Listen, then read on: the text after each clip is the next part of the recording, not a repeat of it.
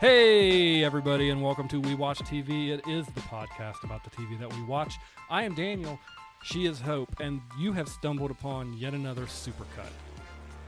If you're new here and you're not sure what a supercut episode is, it's when we take clips from various different podcast episodes, put them together into one long cut, specifically about one certain show.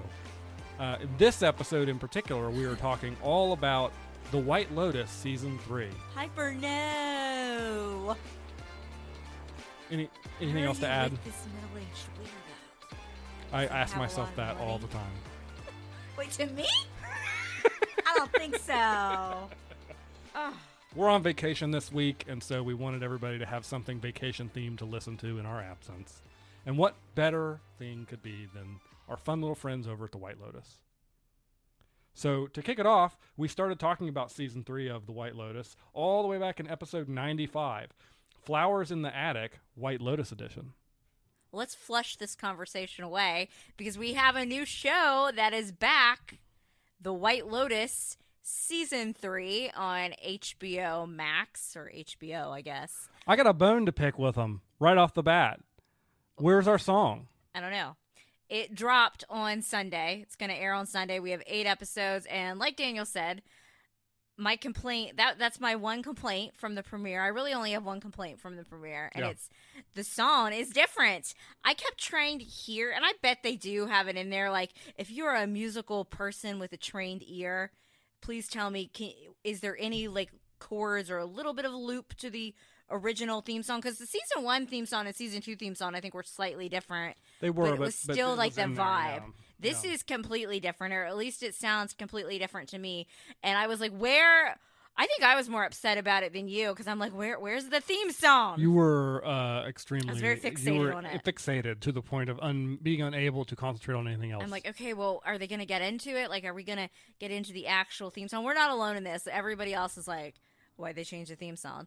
But they change kind of every season. Sometimes there are some through characters like Jennifer Coolidge, and then I don't know what his Uncle name Rico. is. What is his name? We I call don't him know. Uncle Rico from Napoleon Dynamite. Is it Greg in the show? I think it is Greg in the show, yeah. Watch it not be. Anyway, I'm not going to look it up. We call him Uncle Rico, Napoleon Dynamite. Hey, do you think I could throw a football over these mountains? Coach would have put me in the fourth quarter. We'd have been state champs, no doubt. No doubt in my mind. Before we go too deep into this, I do want to point out that we have actually covered both seasons 1 and 2 of The White Lotus. So if you're interested in hearing about those, you can go all the way back to February 3rd, 2023, our second episode of the podcast. That was one of our early episodes. Where we talked about seasons 1 and 2 of The White Lotus. So get that out there. Other than your obvious major complaint about... And your complaint. Well, yeah, about the song. What'd you think? One episode in. I mean, it's one episode in. Immediately need more. So, like I was saying, there are some characters that are through characters, but usually it tends to be a fresh new cast each season. We are seeing one of the ladies from the Season 1 of The White Lotus. She kind of played the masseuse, and she looks like she's going to get some training. So, let's kick it off. Let's see. Season 1 was in Hawaii. Season 2 was in Italy. Yes. And Season 3 is in Thailand. And we do have Season 4 confirmed. I saw on Reddit or today that they had confirmed Season 4, and it will be in Norway. They should really do Walt Disney World, or like you said, the Great Wolf Lodge. The Great Wolf Lodge would be pretty funny. Think of all the zaniness. But yeah, I thought it was really good. Great kickoff, great premiere. It's back to that wackiness that I like. Walter Goggins. I didn't even know he was going to be in this season until fairly recently. So we've got him in there. So he's always going to just be a scene stealer. Then let's see here. We have her name. The actress's name is Leslie Bibb. I just know her from the show on the WB. Rest in peace to that network. I think now it's the CW, and I don't even know if the CW I think still exists. She was on a show called Popular, but what most of us know her from is Talladega Nights. Hey driver, drive these. Every time I see that actress, I wouldn't have recognized her. I it. wouldn't have recognized her if you hadn't pointed it out. She has shorter hair in this, and then her name's like Michelle. I don't know what her last name is. I can't pronounce it, but she has blonder hair, and she's kind of in that group, but she's been in a bunch of stuff. Like, she's in that movie with McDreamy called Maid of Honor. She's done a movie with Ben Stiller, so she's an actress. She's always like shows up in movies, which I guess, as an actress, that's your job, to book roles in movies. Yeah, and then we sure. have Lucius Malfoy. What is that actor's name? Oh, I don't know. I just know him as Lucius Malfoy. And him trying to do a Southern North Carolina accent, odd. Parker Posey, they're together, they're married. We have Arnold Schwarzenegger's son, Patrick Schwarzenegger, is in this as well. He's their weird, creepy son. And then other than that, I don't really know a lot of the other actors. Yeah. That are in it. So right off the bat, observation number one is we start off, and I think it goes 1 week earlier. So we start off with the one lady from season 1's presumed. We believe this is her son. Presumed. We don't know that son. for sure, but a lot of the context clues are pointing us in that direction. So he's trying to meditate, and he's like, "Ma'am, there's gunshots." So after the gunshots, we get our classic 1 week earlier, and then you have the staff waiting, like you always see, I feel like, in both other seasons of White Lotus. And then you have the group coming in on the boat, getting ready to embark on their vacation. So Walter Goggins is with a woman. I just call her I think she's cute, but I just call her the teeth girl. And they do reference her teeth in the show. They do, yeah. So I'm not being mean when I say that. I don't remember her name. So we've got those two together. She talks like a machine gun. Yeah. We have the group of the 3 ladies that I'm guessing they're probably mid to upper 40s based. And one of them is like a quasi-celebrity. I don't get the impression she's super famous. Yeah. But she's definitely got some That's some what I wanted to talk to you her. about, because I felt I was maybe she's an influencer. Then I'm no, she's a little old for an influencer. Then I was thinking maybe some type of low-key talk show type thing, like a talk show host. Yeah, maybe she yeah. started Could be off something with like influencing. I don't know. I guess older people can be influencers now too. And then we have the family from North Carolina. That's Lucius Malfoy and Parker Posey. And there are 3 kids. And there's 3 kids. And let's Creep kick it off. Fest. Let's start Creep it. Fest. Yeah. Creep Fest. Let's Red talk flags. about them. Red flags. Okay. HBO. Why do we have to do this? Game of Thrones. Now this. What are we doing? So the 3 kids, I really, really hope that they are not biologically related children, and that at least the younger 2 are adopted. I think Patrick Schwarzenegger's character is their actual biological son. He's the one that's working with the dad. He's weird. He's creepy. But then the other 2 kids, this is why I'm saying, okay, if they're all related biologically, what in the flowers in the attic is going on? Do you know Flowers in the Attic? Yes, I do. I got no indication whatsoever from this episode that they were not all 3 their kids. Why did we all read Flowers in the Attic in elementary school? Listen. That's some weird stuff, man. If you know, you know. Anyway, Flowers in the Attic, basically, Too Long Didn't Read version, the brother and the sister hook up because they're trapped in this attic by their abusive grandmother, and they do it. Okay, got that out of the way. So there's just a lot of vibes. So we have the youngest brother, and they're going because the sister is wanting to write her thesis, which something's up with that. I'm sus with her. She didn't even go talk to the monk or whatever she was supposed to do. I don't know what's going on there. And she's like, well, he can sleep in my room. And then Patrick Schwarzenegger's character is like, no, the brother can sleep in my room. You wouldn't want them sleeping together because they're both developed body, or I don't know, basically. It was real weird. It was our very first real introduction to his character, and it set the tone for his character, which is very strange. He's making the guy from season 1 that Molly Shannon was his mom, that was obsessed about getting moved to the suite that he booked. He's making this guy seem normal. Yes. He's making Theo James's character seem normal. This guy's creepy, because then when he's in the room with his brother later that night, he's just walking around naked and still talking. I know brothers probably talk about hooking up with girls, but not in the way this was done. No. And it's just, please, they cannot all be related. Please tell me they're not all related, HBO, please. And that'd be a very Southern stereotype too. I don't want to hear it.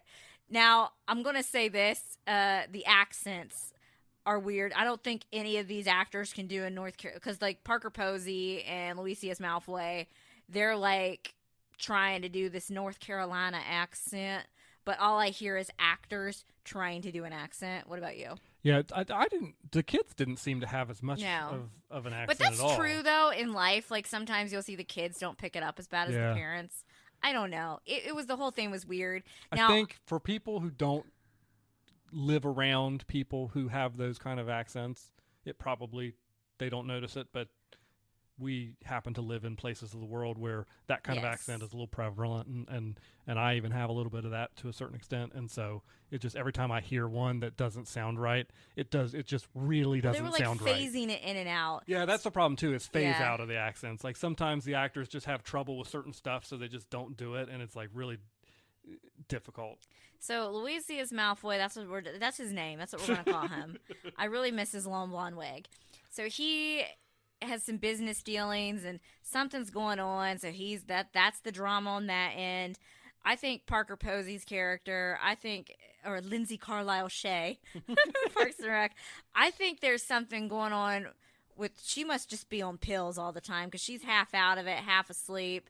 And then their youngest son, who the other siblings are being creepy towards, he got into both Duke and UNC, to the two rival schools. And I wonder if anybody that doesn't pay attention to like sports and stuff, like, people are probably like, why are they talking about that? I'm like, no, that actually is a big deal. Which one you would go to. So we have that whole plot. We have the sister.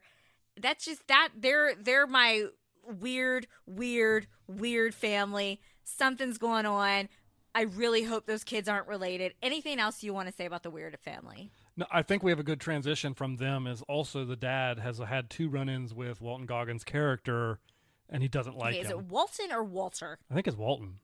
We're terrible with names. Whatever. He's awesome. This actor's awesome. So he was smoking on the boat, and then when they acting annoyed, and then he was out making the dad. When Lucius Malfoy was out making his phone call, they ran into each other again, and I just feel like they're either throwing a red herring up to us here, or they're, obviously we know by the end of the season a major conflict is going down. Yes. And so the question is, who's involved with that? And they're giving us people clashing right now with those two. And they're not even supposed to be on their phones in the lobby too. Correct. You're supposed to take them. I would never give up my phone on vacation.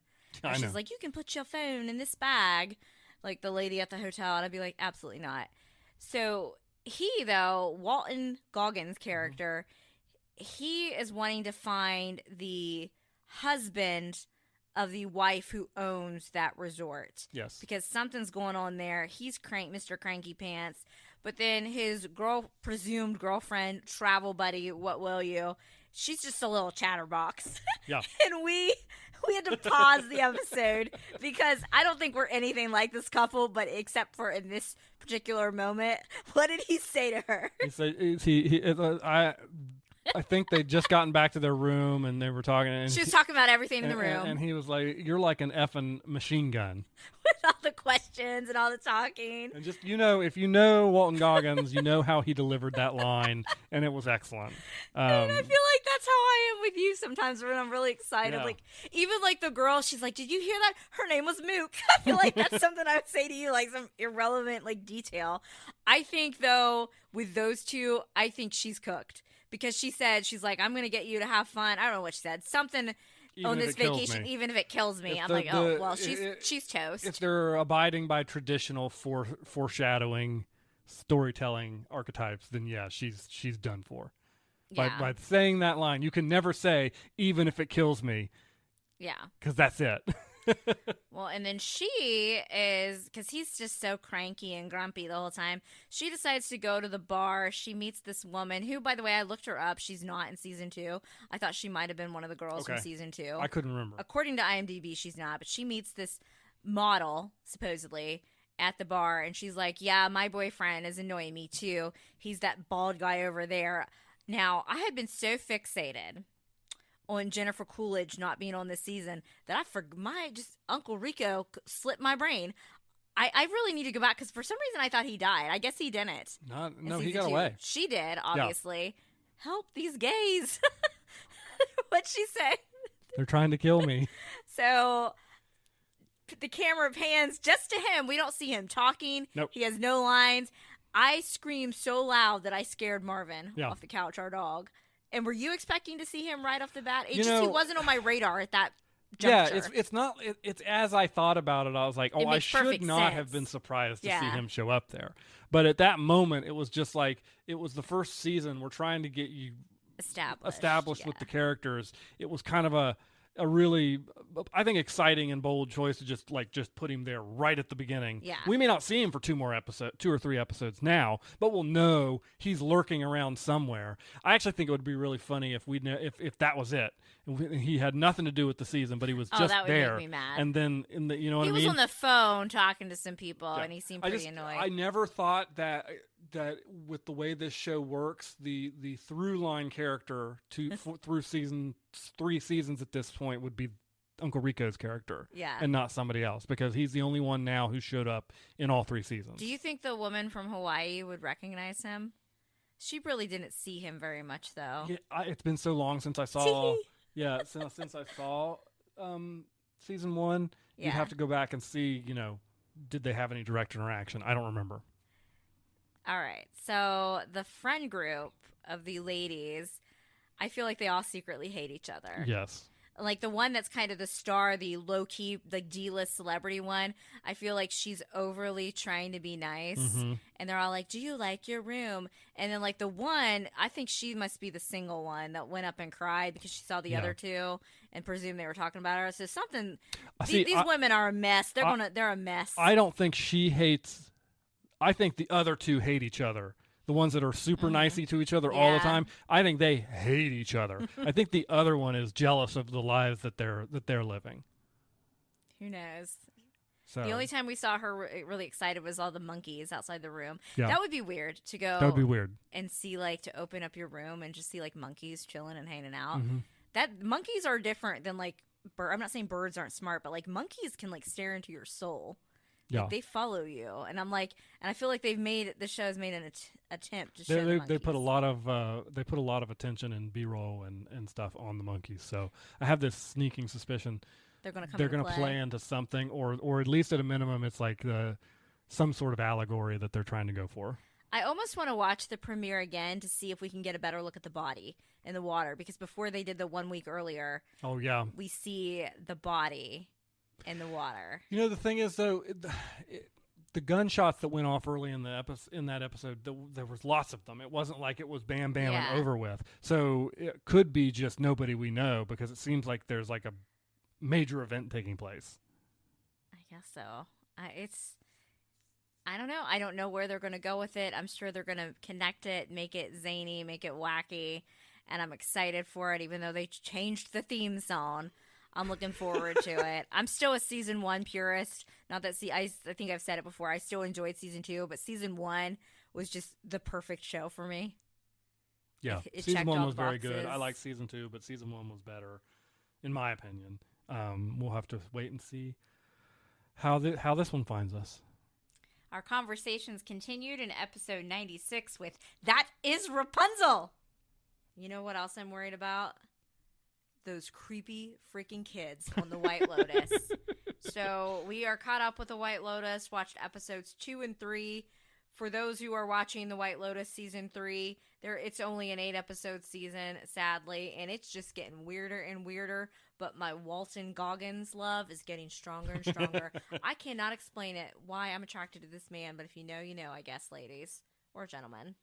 So what do you think, White Lotus? It is exactly what I want out of the White Lotus. It's disconcerting. It's creepy. It's weird.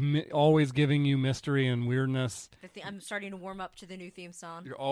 I think the new theme song's great. Like, the more I hear it, I miss the old one. Yes, now I'm starting to dance. But when the beat kicks in on the new theme song, I'm sitting here shaking because I think it's good. I think it's a no skip, in my opinion. Yeah. And I like I said, I've not ever. None of the seasons of this show have I ever known what's going on. And I love it. And I've always been fine with it. And I'm right there for the ride here. I don't know what's going on. I don't know what Walton Goggins' character is up to. Yeah. I don't know what's going to happen with those 3 ladies that hate each other. The 3 blondes. This weird North Carolina family. I can't stand them. Lucius Malfoy. Yeah, and then we got Greg we wandering flew over around. The North Pole. And they're going to get on his boat next episode. Yeah, but he's going by Gary. Gary. The masseuse from Belinda the first season recognized him. It's excellent. I feel like this is an example where they let the show creator, Mike White, just do what he wants. Yes. There were some uncomfortable conversations between the 3 girls. I love that they've all talked about the other girl with each other at one point. so catty. They had a very uncomfortable conversation. I'm not about, political matters that I feel like we've all had in our real lives at some point, which I think it's kind of struck a chord with people. I love that this show makes people feel uncomfortable. My favorite character is Chelsea, the girl that's dating Rick, Walton Goggins' character. I think she's great. Hilarious. She's great. The actress is amused. I love her in interviews, so I love the actress now. She's a perfect character. I am a fellow Aries. She's like, I'm an Aries. We have to talk a lot. And I was like, yes. So it's just I want her to survive, but I'm worried. So in the most recent episode, he's like, because he has some plans. I don't know what Rick's up to. He has business with the male owner of the hotel, who we haven't met yet. We've met his wife, and she's in Bangkok. And he's in Bangkok. His wife's getting ready to go see him in Bangkok, and Rick's not found out he's there, so he's going to go find him. But then he's been talking to the therapist, and she's been getting into his head, so he goes into town to buy some weed. And they go to a snake show. And he decides to ignore talking to his girlfriend by going to the snake show. Hi. The snake show reminded me of those like little road stop like gator shows that they do in like Florida that don't seem very safe. And so he decides he's getting upset watching the cobras. He's just going to go release all the venomous snakes. And then I'm like, well, that's going to be scary. So enter Chelsea. And I wasn't excited. I thought she was going to scream about the snakes. Boom! Bit on the leg. And they're like, we have to take her to the hospital so she doesn't die. So then you skip forward and Chelsea's sitting at the table with a bandage on. And she's like, yeah, I almost died twice. Like, what? I don't know. I think she's going to make it now. We were worried after the first episode with the foreshadowing. Yeah. I love her, though. But I think she's going to make it. Yeah. So she's my favorite character. My least favorite character is Patrick Schwarzenegger's character, Saxon. He's awful. So creepy and weird. But I mean, props to the actor because he is making that character so awful icky. on purpose. All the kids creep me out for different reasons. It's just the vibes aren't there. I'm going to say, if anything, Greg/Gary is good for, they're all supposed to go out on his boat, is maybe he'll kill Saxon. So a lot of people, I guess, thought that this might be a prequel to the other seasons. And then we're like, I never thought that, but everybody thought that maybe. But as soon as like Belinda recognized Greg, they were like, oh, it's not a prequel. I never had that theory. No, I never thought that. Not once.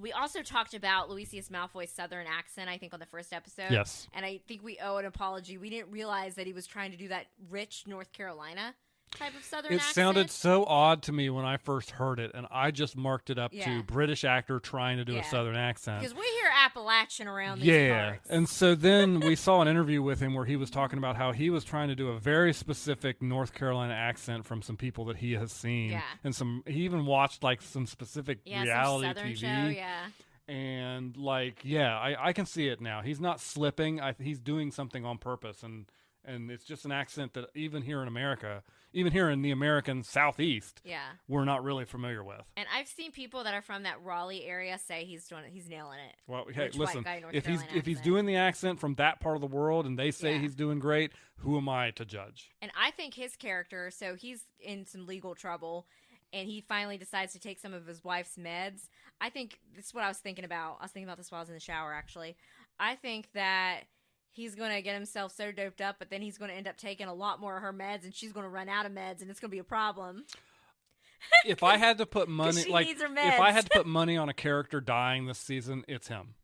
I think because they've already shown us that he relieves stress by just going to work out whole ham on the treadmill, right? Yeah. And he's always seems kind of in some sort of physical discomfort, Intense. and now he's taking pills. I think, and he's got all the stress of this legal situation in front of him, Timothy. and then the analogy of the tsunami. Yeah, he just stood there. Yeah, I think he might be the one that gets it. And then Mook, one of the girls that works at she's the hotel. bad. She's totally bad. I think so she's too. bad. I think she set up the robbery, and Correct, I think she's playing the one guy. She helped. All right, so that's it on White Lotus. Can't wait for more. We were running on little to no sleep in episode 97, Spring Forward. But yeah, so we have watched a little bit of TV. We have. And now we're going to talk about it. Okay, let's kick things off with The White Lotus. We watched, was it episode 4? Yes. Episode 4. I feel like all I do is wait. I'm like that Anthony Hopkins standing there meme. I'm just waiting all day on Sunday, really Saturday, for The White Lotus. It used 9 p.m. show times used to not bother me in my youth. Like, I know that's what time Game of Thrones came on, and I really felt like, even with the time change, like, I was just, come on, let's go, because I'm excited for the show, but I was also tired already on Sunday, and I just felt like all I did was wait. But you know what? It was worth the wait, because what a great episode. Possibly the best episode of the season so far. What do you think? It was really good. I do want to make an amendment. The theme song bangs. Yes. We love hits. it now. It's we dance to excellent. it now. They haven't changed it, but it feels like they changed it. It's We're very good. into it now. Yeah. We're dancing around. I have to, tip my cap there as well and say that we were so upset about it, but now it works. It works for the vibe of this season, but we're still getting the little remnants of the OG theme song with certain scenes of like Greg / Gary. They're bringing it in a little bit more. They're weaving it in good. Yeah. This was a tension builder of an episode. Yes. And Piper, no! Tsunami! Buddhism! Are you quite done? You know what? I could hear Parker Posey use her White Lotus accent to read me the phone book because I live for Victoria Ratliff. But you know what I don't love? Even though I love that there's a Harry Potter person in here, I wasn't expecting... To see his wand? Lucius Malfoy hanging dong? What? Why don't use that phrase? Why not? That's what they did. I knew, and you know what I thought about it? Full frontal male nudity. I was thinking about it before it happened, and not because I wanted to see Malfoy's wand. You were thinking about it. But I was thinking about it. But he comes out in that, like, robe, and it was very loosey-goosey, and just knowing the show, I was like, that robe's going to fly open, isn't it? And then, but then it was still like, ah! Like, there was like, wands up! Literally put your wand up! Oh, yeah. Malfoy. Because he's popping the pills. Yeah, so he's been taking Victoria, his wife's lorazepam, and who knows what else of her little mini walking pharmacy. And I wondered last week, I was like, I wonder if she's going to notice, because she gave him the first one, but when he starts taking it, I was like, she's going to start to freak out if, like, he uses up her supply or she notices it's missing. And I think we're going to start to see that unraveling, because he full blown when they went to that boat party on Greg / Gary's boat, and the scene, she's like, where can I put my purse? This should be like me at a party. And it would, like, it would be you. Wherever. And she's just like, oh, Miss Congeniality. And she like stuck it behind that pillow, and you saw her do that. So he goes over and he like swiped the whole like bottle. So she's thinking anybody on this boat, just because they're rich doesn't mean they're not trashy people. That's correct. And most of the episode was the boat party. So except for the 3 women, the whole main cast ends up on the boat. Yeah, we'll get to the 3 women in a minute, but we have everybody on the boat because we have Rick, Walton, I always want to say Walton Goggins' character, and Chelsea. They're on the boats. Belinda's not on the boat, but she puts it together out about Greg / Gary. Yeah, that's going to end poorly, I think. I think so, too. So, like, the main kind of, like, group, we have them on the boat, like, the Ratliff family, and...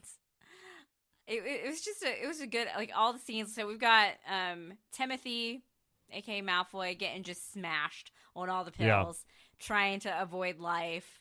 We finally know what Piper, the daughter, we kind of figured this, that now her goal is she don't want to become like a monk, but she wants to like study there, right? And like do a meditation course or like something. Yeah, but I think weird. like she had rused them into coming here by suggesting that she was writing a dissertation on it. Thesis. Which is not the case. Like she's just... I always knew she was lying about that. Something was up. I don't know if it's just she's trying to escape whatever world she's in back home or what the situation is there. Maybe her weirdo family, but bad news for her is I think that Timothy, he is, because he was asking Greg about like how he ended up in Thailand, and I'm thinking he might like end up wanting to stay because he's in all that trouble with the law. Mm-hmm. Like obviously we know he embezzled money and stuff Because at one point when they get off the boat, he asks for his phone back, and I think some of the pills had worn off a little bit. So he gets on the phone, and he's like, I'm not going to prison and all this stuff. And you see him, like you pointed out several times, he's clutching his chest. He clutches his chest, which I think, Heart attack, possibly I think, stress, I think maybe they're trying to show anxiety, but I think you could also, I'm interpreting, I think he's going to have some sort of cardiac event before the season is over. Yeah. And he also did one other thing. Like, since we're there, we're already at the end of the episode, but the last thing we see in the episode, so the security guard guy is in trouble for not being a very good security guard guy. He's distracted by Mook. She's not going to ever go out with you, my dude. He's not a good security guy, and so very bad at he's his looking job. at this gun that his boss gave him and said, "Hey, go to the gun range tonight and learn how to use this thing." And Mook comes by and distracts him, so he sits the gun down and walks off without it. And then when he comes back, it is gone, and the only person that they have pointed us in the direction that Timothy took it. Yeah. Now they've left the door open for that not to be the case. Just like what a Malfoy would do. But I'm getting the impression that he took it and he's planning to just shoot himself at some point. Or I don't know. Maybe I have no idea what's going on, but I'm excited for that. So then we've got Chelsea, not him shooting himself. Excited for good old-fashioned American gun violence. No, I'm excited to see where his storyline goes. So before we get to Chelsea and Rick, let's talk about creepy Saxton, the brother. Cannot stand him, but he's once again with his stupid blender. Mm-hmm. There was this point, well, I read it, like I remember hearing it, but then I read about it. They said that there is poisonous fruit on the island. Somebody's going to put poisonous fruit in that blender and someone's going to die or get poisoned. I don't think we're going to be so fortunate that it's going to be Saxon. I think it might be the little brother. Yeah. Lachlan I don't or know something. if it's going to be a death, but I think it certainly will be a hospitalization situation. So those just, the whole creepy vibes. And then somebody also said, could his brother end up losing his scholarship to Duke or UNC if those pictures come out of him drinking on the boat? Maybe. I don't know. Because he's only like 18. Thing is, we don't ever get to see what happens to people after they leave the resort. Yeah. So we won't know that, because we're not going to hear about that. And now Piper's mad at him because she wanted him to have like her back.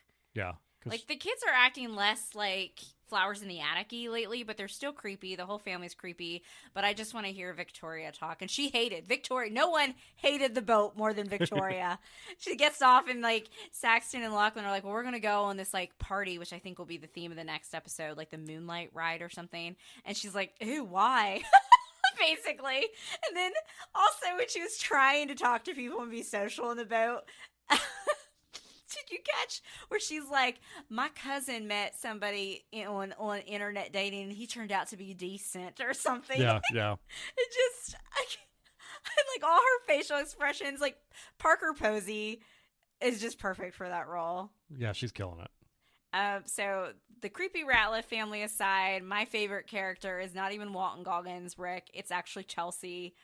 Protect my fellow Aries at all costs. What did she like in the last episode? Should I buy this? It's like something I would say to you. Oh, we have to talk. I'm an Aries. They're nailing the way Aries are. And I just love her. And I'm so worried for her that she's going to die and be one of the ones that won't make it out because I feel like she's such a fan favorite all around right now. Like she's making the show for me. Sure, absolutely, yes.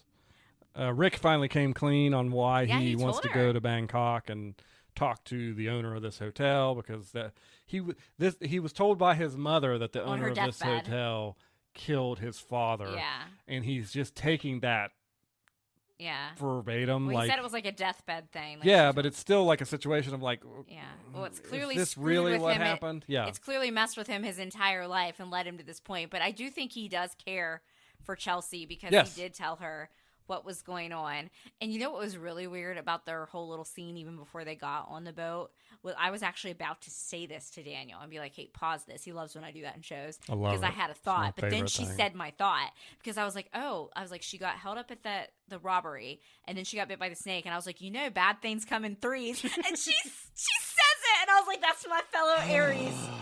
Bringing that Aries fire right there. So do we think Chelsea's going to make it out of the season okay? I don't know. I hope so. But by the end of the episode, Rick is off to Bangkok. Yeah, and Chelsea's going to go on the boat she's going on the boat with the boat party. It's unclear still, and I think it's unclear to Rick if his intent is to, what his intent is to do when he confronts this guy. I don't think he's very stable. So No. yeah. Now, speaking about people being hot when their life is falling apart, like I thought that he peaked with the ghoul on Fallout, but I am loving his White Lotus character, flaws and all. But you know who I don't like? Greg/Gary.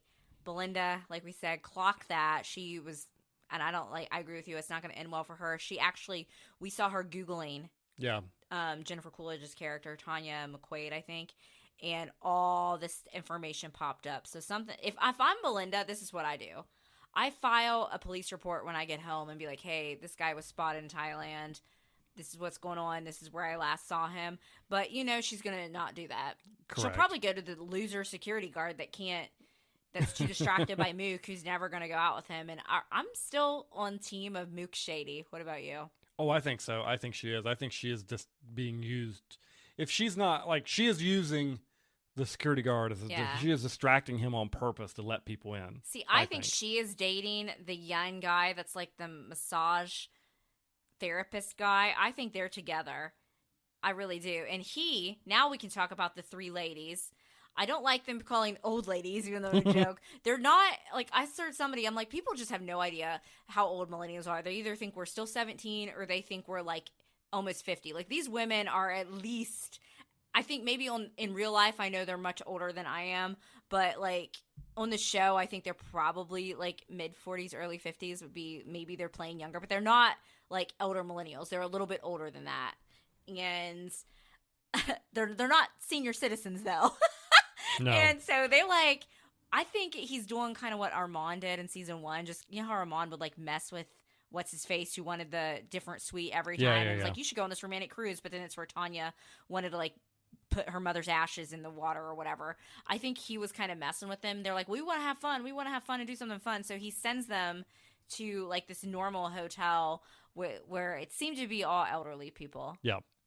And I think the other two, Kate and the other girl with the blonde hair, they're all blondes, were laughing about it. But Jacqueline, that's the actress girl, you could tell it got in her head. Because this whole thing started where Jacqueline was trying to talk to her boyfriend or partner or whatever. He's not responding He's not back. picking up. She needs that attention, that buzz, that, kind of because she lit up when somebody recognized her when they went there until she realized it was old. They were all older people, and then she was offended. So then they go back, and they're like, well, you're going to come party with us. We want to do something authentic. So then he takes them to something an authentic event where they have water guns. Well, he drops them off in the middle of town where there's some holiday going on, and basically the holiday is everybody has a water gun, and they're shooting each other with it. And my question to them is they were already in bathing suits. I would have grabbed a water gun and just had fun with it and participated.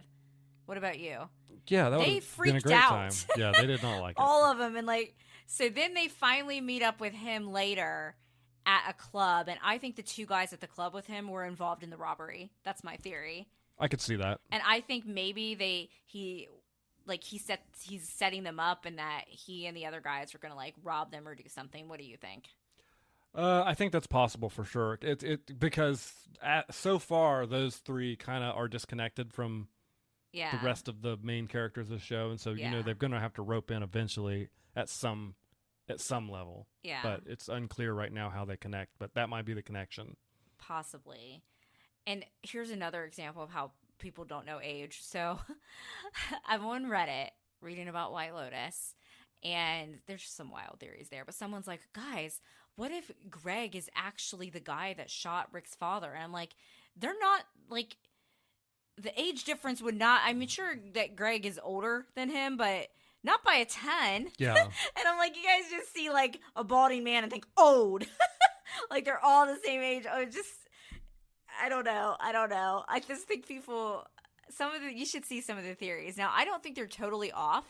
Some of the theories about the monkeys being involved with picking up a gun and shooting something, because they've focused on the monkeys a lot on the show. But I don't know. Some of these theories are crazy that people have.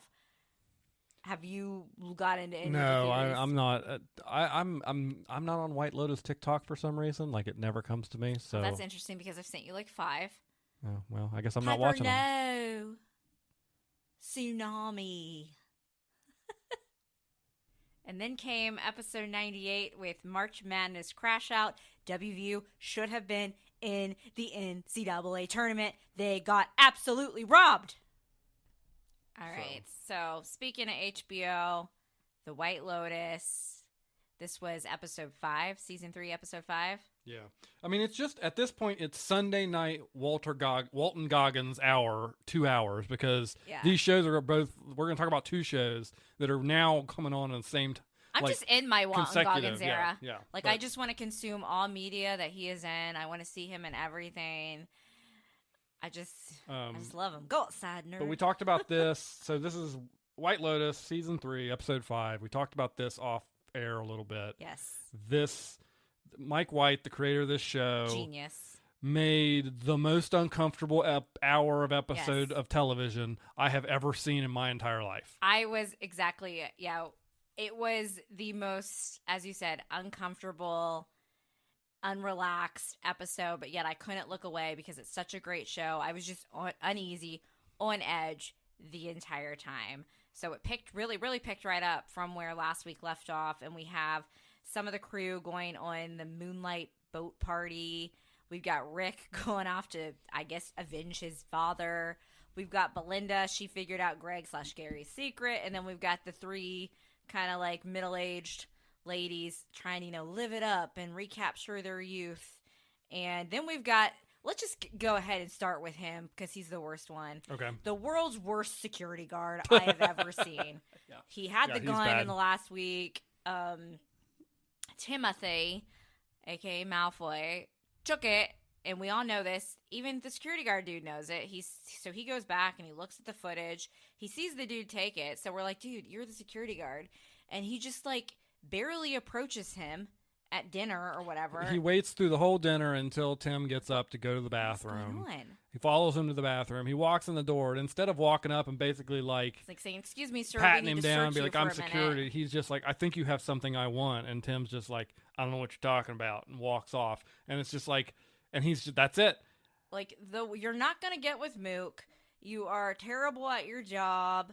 You should just go work for the NCAA selection committee. It being that awful at your job. Go away. So, moving on with him, we finally have the truth revealed about Piper. No.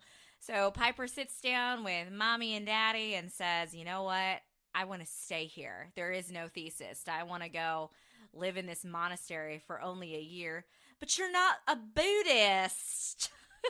You want to live in Taiwan? That's what she said. She did not say Thailand. I didn't catch that part. I didn't realize that she just said the wrong country. And then she's, when she goes, well, it's really safe. The guy that runs it wrote a book. Charles Manson wrote a book. Bill Clinton wrote a book. Hillary Clinton wrote 5 books. Somebody give Parker Poser her Emmy. Am I right? She's really doing a great job. And I'm out of lorazepam, so I'm going to have to drink myself to sleep. Meanwhile, Tim's just completely checked out. Barely even listening. Barely listening because he's contemplating, using the gun that he just stole from the security office on himself later in the episode. Which is not great. No. And just really doing it, and he would have done it looked like, until Victoria, that's her name, Victoria Ratliff, Parker Posey's character, walked in, Timothy. Yeah. So, okay, so they're the sane members of the family, if you can believe that. And then we have, let's go ahead and address the elephant in the room.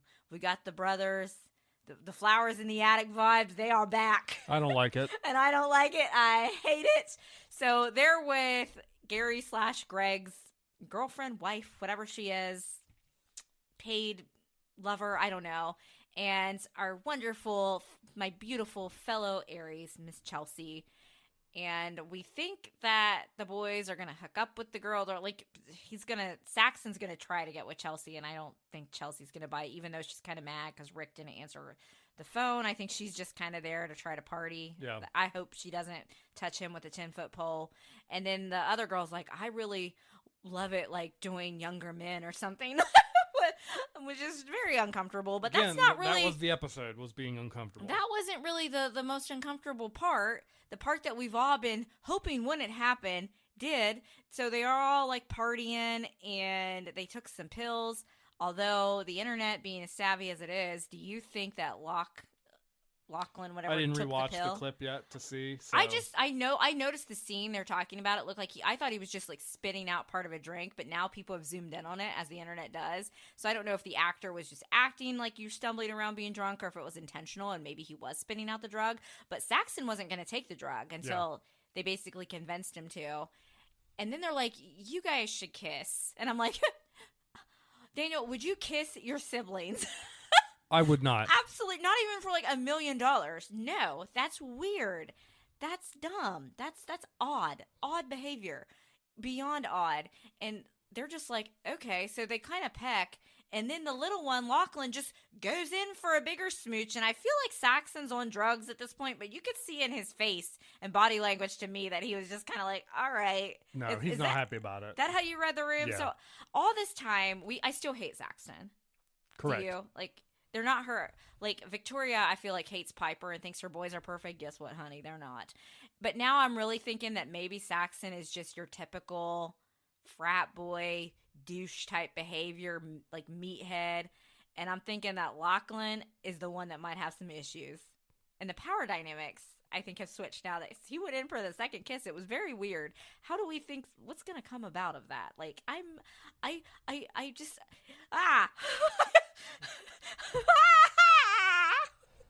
I don't know. I think awkward next conversation in the next episode, because we didn't really see like a lot of the other characters for this episode. We kind of got to see not necessarily a full wrap up, but a little bit. But that after that moment, that was the last we saw of those characters on the boat. Chelsea's face in that scene when they were kissing was everyone's face. You see, she was like this, like like you guys can't see, but I just made a face at Daniel. I feel like Lachlan too. Like clearly, I think the character is struggling with his sexuality. That doesn't mean go make out with your brother. What are you doing? So I don't know, and I'm uncomfortable. The whole situation gives me major ick.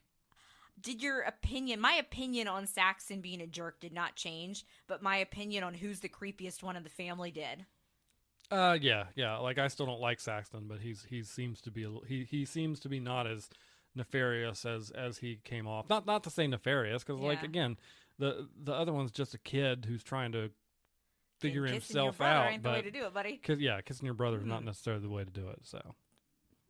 Just no. But who knows what Mike White's going to have in store next week. I can tell you one thing, Mike White absolutely nailed: female friendship dynamics. The whole time. Okay, so we've got Jacqueline, we've got, I think, Katie, the one with the short hair, and I forget what the other one's name, the other blonde. They're all blondes. So they're out partying with the guys, one of the guys that works at the hotel, and all the week Jacqueline's been trying to encourage the other one to like hook up with him because she's like the single one. And I'm sitting, and we all know the reason why she wanted to go out and party was she wanted attention, she wanted to feel special. Whoever her partner isn't answering her calls, looks like he's ghosting her. And all this time I've been waiting. I was like, she's going to like hook up with him first to get the power back and to feel special. And lo and behold, she did it. And the whole scene at the nightclub was executed perfectly. From Jacqueline looking around to see if other women were looking, and then her getting that like devilish smile that she was the center of attention and other women were supposedly jealous of her. Absolutely perfection. That entire scene made me never want to go to a club. You never were into clubbing, were you? No, and every time I see a club depicted in fiction, it looks like my decision making about not going to them was 100% correct. In my youth, I did seem enjoy loud. the club scene. But people were there being annoying. I feel like I would have been more Katie in this episode. They're like, "Are we gonna go home now?" It's dark. It's like an Abercrombie store. Like, I don't want to be in those. I know you don't. So yeah, that I don't know, and I will address something that I have seen some comments come up. You know, they had the political discourse conversation, and some people were like, "Oh, it's just bias against one side." I felt like the girl that I'm not going to put his name on the podcast, the supporter of one political figure that, you know, very controversial. I feel like she came off the most likable of the friend group. In this episode, Yeah. yes. Yeah. Like, she was the more mature one that was like, okay, can we just go to bed? Like, Especially she wasn't taking... considering- When they brought the drinks over, I was like, oh my gosh, you didn't even see them get the drinks from the bar. Do not drink that. And she like was like, I'm not drinking that. Especially considering that she and one of the other, like, of the three ladies, she and one of the other are attached to partners. Yeah. So there's only one Jacqueline, of them that is yeah. single. The single one is not the one that hooked up. That And was so Jacqueline. it's like, what are we doing here? What It's end called does this go to? Jacqueline wanted to feel validated. She wanted to feel superior, and including superior to show her friends that she's still the hot one. She's the it girl. She could get it. And the whole time she was pumping the one friend up, like every previous episode, I've just got this feeling. You probably didn't even think anything of that because you don't speak. I don't Mean speak Girl. Mean Girl. Yeah, I guess. I was like, she's gonna absolutely. I'm hook up gonna with wear him. that one as a badge of honor. So now my theory that he is dating Mook is out, or I mean, he still could be. I haven't gotten any indication that there is any connection between them yet. And I feel like if the show was going to do that, they would have given us some sort of weird hint somewhere along the line. And I don't even think we've seen them in the same scene. I just thought that, I think they did, like he talked to the world's worst security guard. And I guess I was theorizing that maybe if he and Mook weren't dating, that they were in on it to the break-in together, but now I'm just thinking the security guard's just the village idiot. I don't know where Mike White's going with this. Yeah, I don't know. Yeah, you're right. I will say definitely in that one scene where one of the friends is talking to Kate and starts going in about like his family trauma. I have had that happen to me from perfect strangers in clubs and bars and stuff before. Like I'm in the bathroom at like a bar and like some random lady comes up to me and just starts like spilling her guts to me, and I'm like, it's okay, sweetie. I've been there where you hear like my cousin so and so like died, and you're just like, whoa, like just yeah. Have you ever had just a stranger just randomly, and you're just trying to like talk to me? Okay. Yes, not spill their guts. They just talk to me about other random stuff. Your interactions with strangers, people always assume because you're tall that you'll help get them something off a shelf. Yeah, I'm at a store. I'm the tall guy that the ladies always ask, hey, can you get this down for me? And that one time at Walmart, you made the mistake of wearing a blue polo and khakis. Yeah, I was wearing. Yeah, that's when people. So everybody thought I worked there. Actually, I'll be honest. Like, I have been approached at Walmart multiple times, as if I work there. It's not just been one time. So that happens to you, and I get strangers to tell me their life's tragedies in bathrooms and cry on my shoulder. We're blessed. Got it. Blessed. All right. So speaking of tragedies, Belinda goes down. I don't know why she thought to go talk to the hotel manager. All I know is that he was like, Gary/Greg is very interested in you suddenly. He really wants to meet with you. That was weird. And then the moment she brought up the word police, did you see the manager completely change his tune? Oh, yeah. Something's going on there. They want to keep that stuff out of their resort. Yeah. They don't want their resort's name involved in any of that kind of stuff. I'm worried for Belinda. I'm worried for Belinda as well. Although she did hook up. Yeah, she did. I don't know. And of course, Mike White, the producer, creator of the show, has done a perfect job of basically like starting the season off with this. We all know a shooting is going to go down in the resort. And I think her son is showing up in next week, the preview for next week. And so, like, and multiple times now they just continue to show us conflict. Who could it be? Because now we've got Tim running around with a gun. Yeah. He hasn't used it on himself, therefore he has one. And I'm concocting in my mind, what if he ends up stopping the shooter and becomes a hero? And then we have Rick.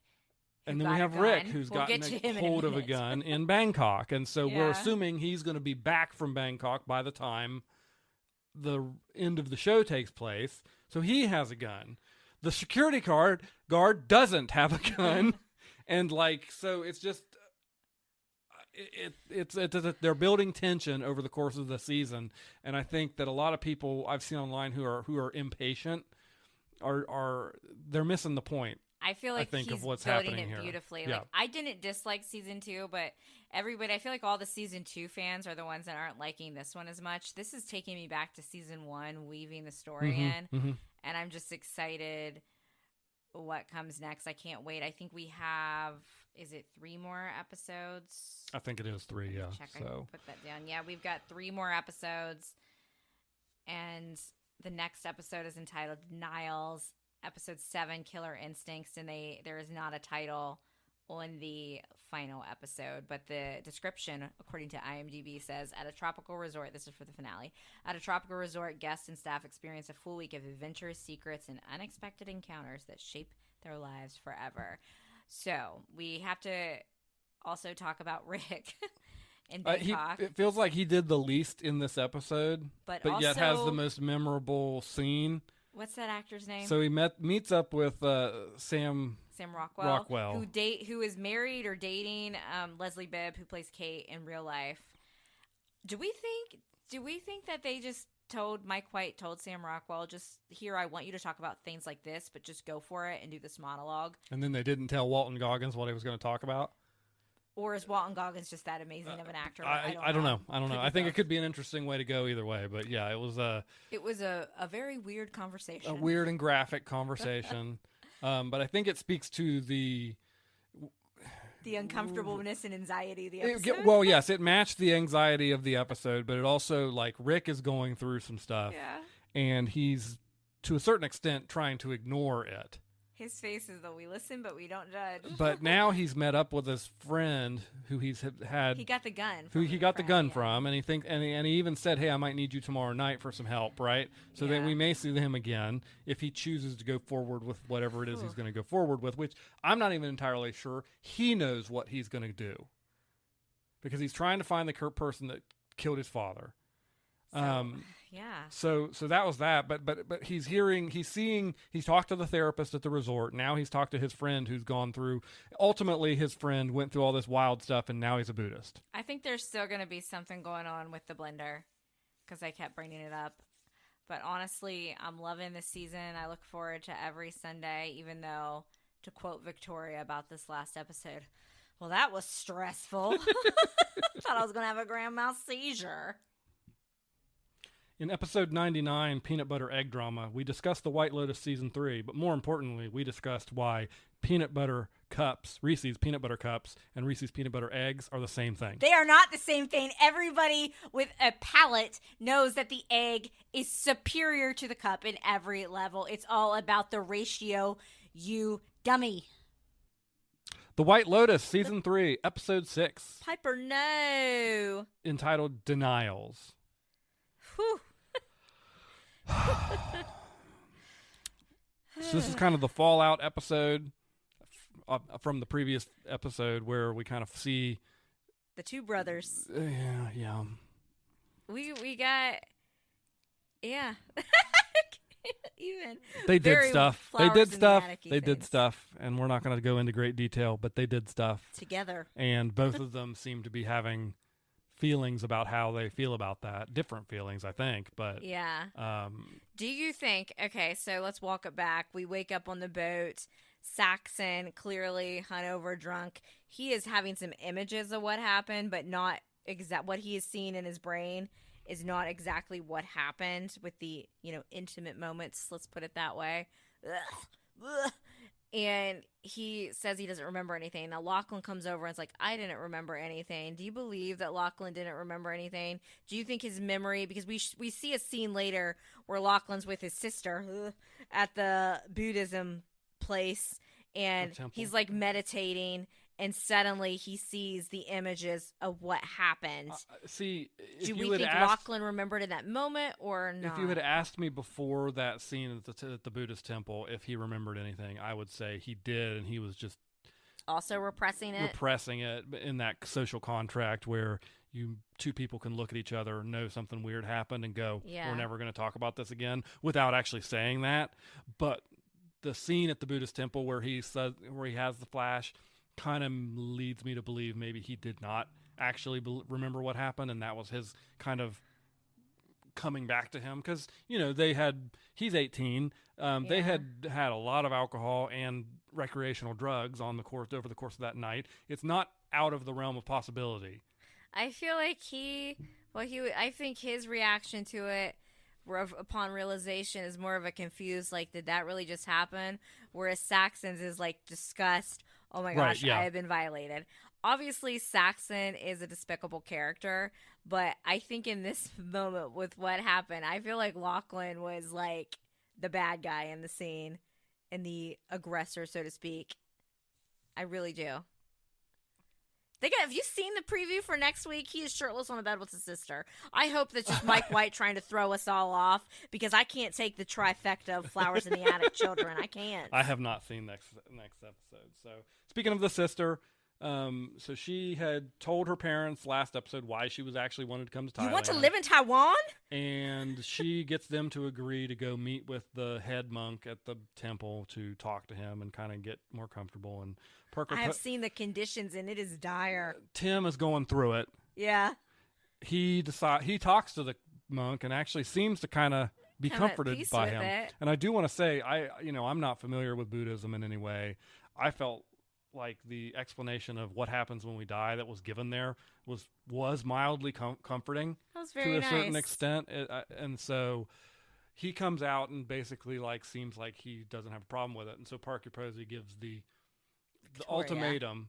Victoria gives the ultimatum to basically, stay here for one night and see if you like. And if you come and you say you want to stay here, then you can stay. Her trying to talk to the monks that weren't speaking was taking me out. She just, please give Parker Posey all of the awards for this. I don't think they know English. They didn't speak, and because they're probably on a vow of silence. And I wish I could have seen her talk to the leader monk guy. I felt like though when it comes to Piper, I think right now we're seeing just poor little bored rich girl syndrome that wants a different life, wants something out there. I don't think a lot of people are saying, is she like Quinn, the boy that ended up staying in Hawaii from season 1? I don't think so. I think it's different.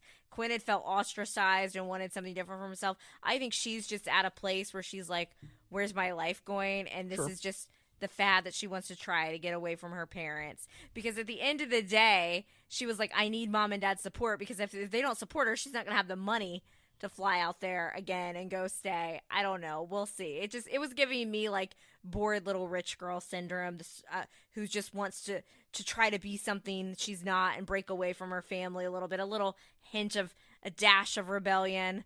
But maybe I'm wrong. We'll see. I certainly see the spoiled little rich girl part. I feel like she's genuine in her desire to come here and stay. So I don't know that I would use the word fad necessarily. You could have a bunch of sister wives.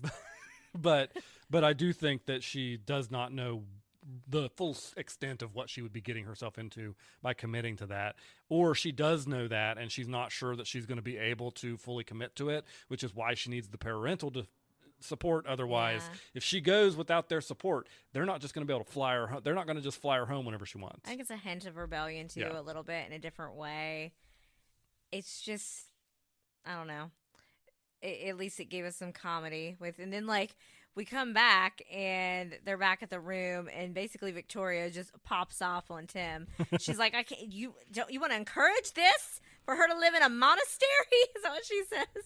Yeah, and then, but that leads them to the conversation they had where, because from last episode we know Tim was seriously considering, ending his own life, and he's basically like, shouldn't we teach our kids, to rough it and how to make it on their own? Because what if they're not going to have all this stuff someday? And she's like, why wouldn't they? Yeah, and then she makes the comment basically like, well, why would I want to live that way?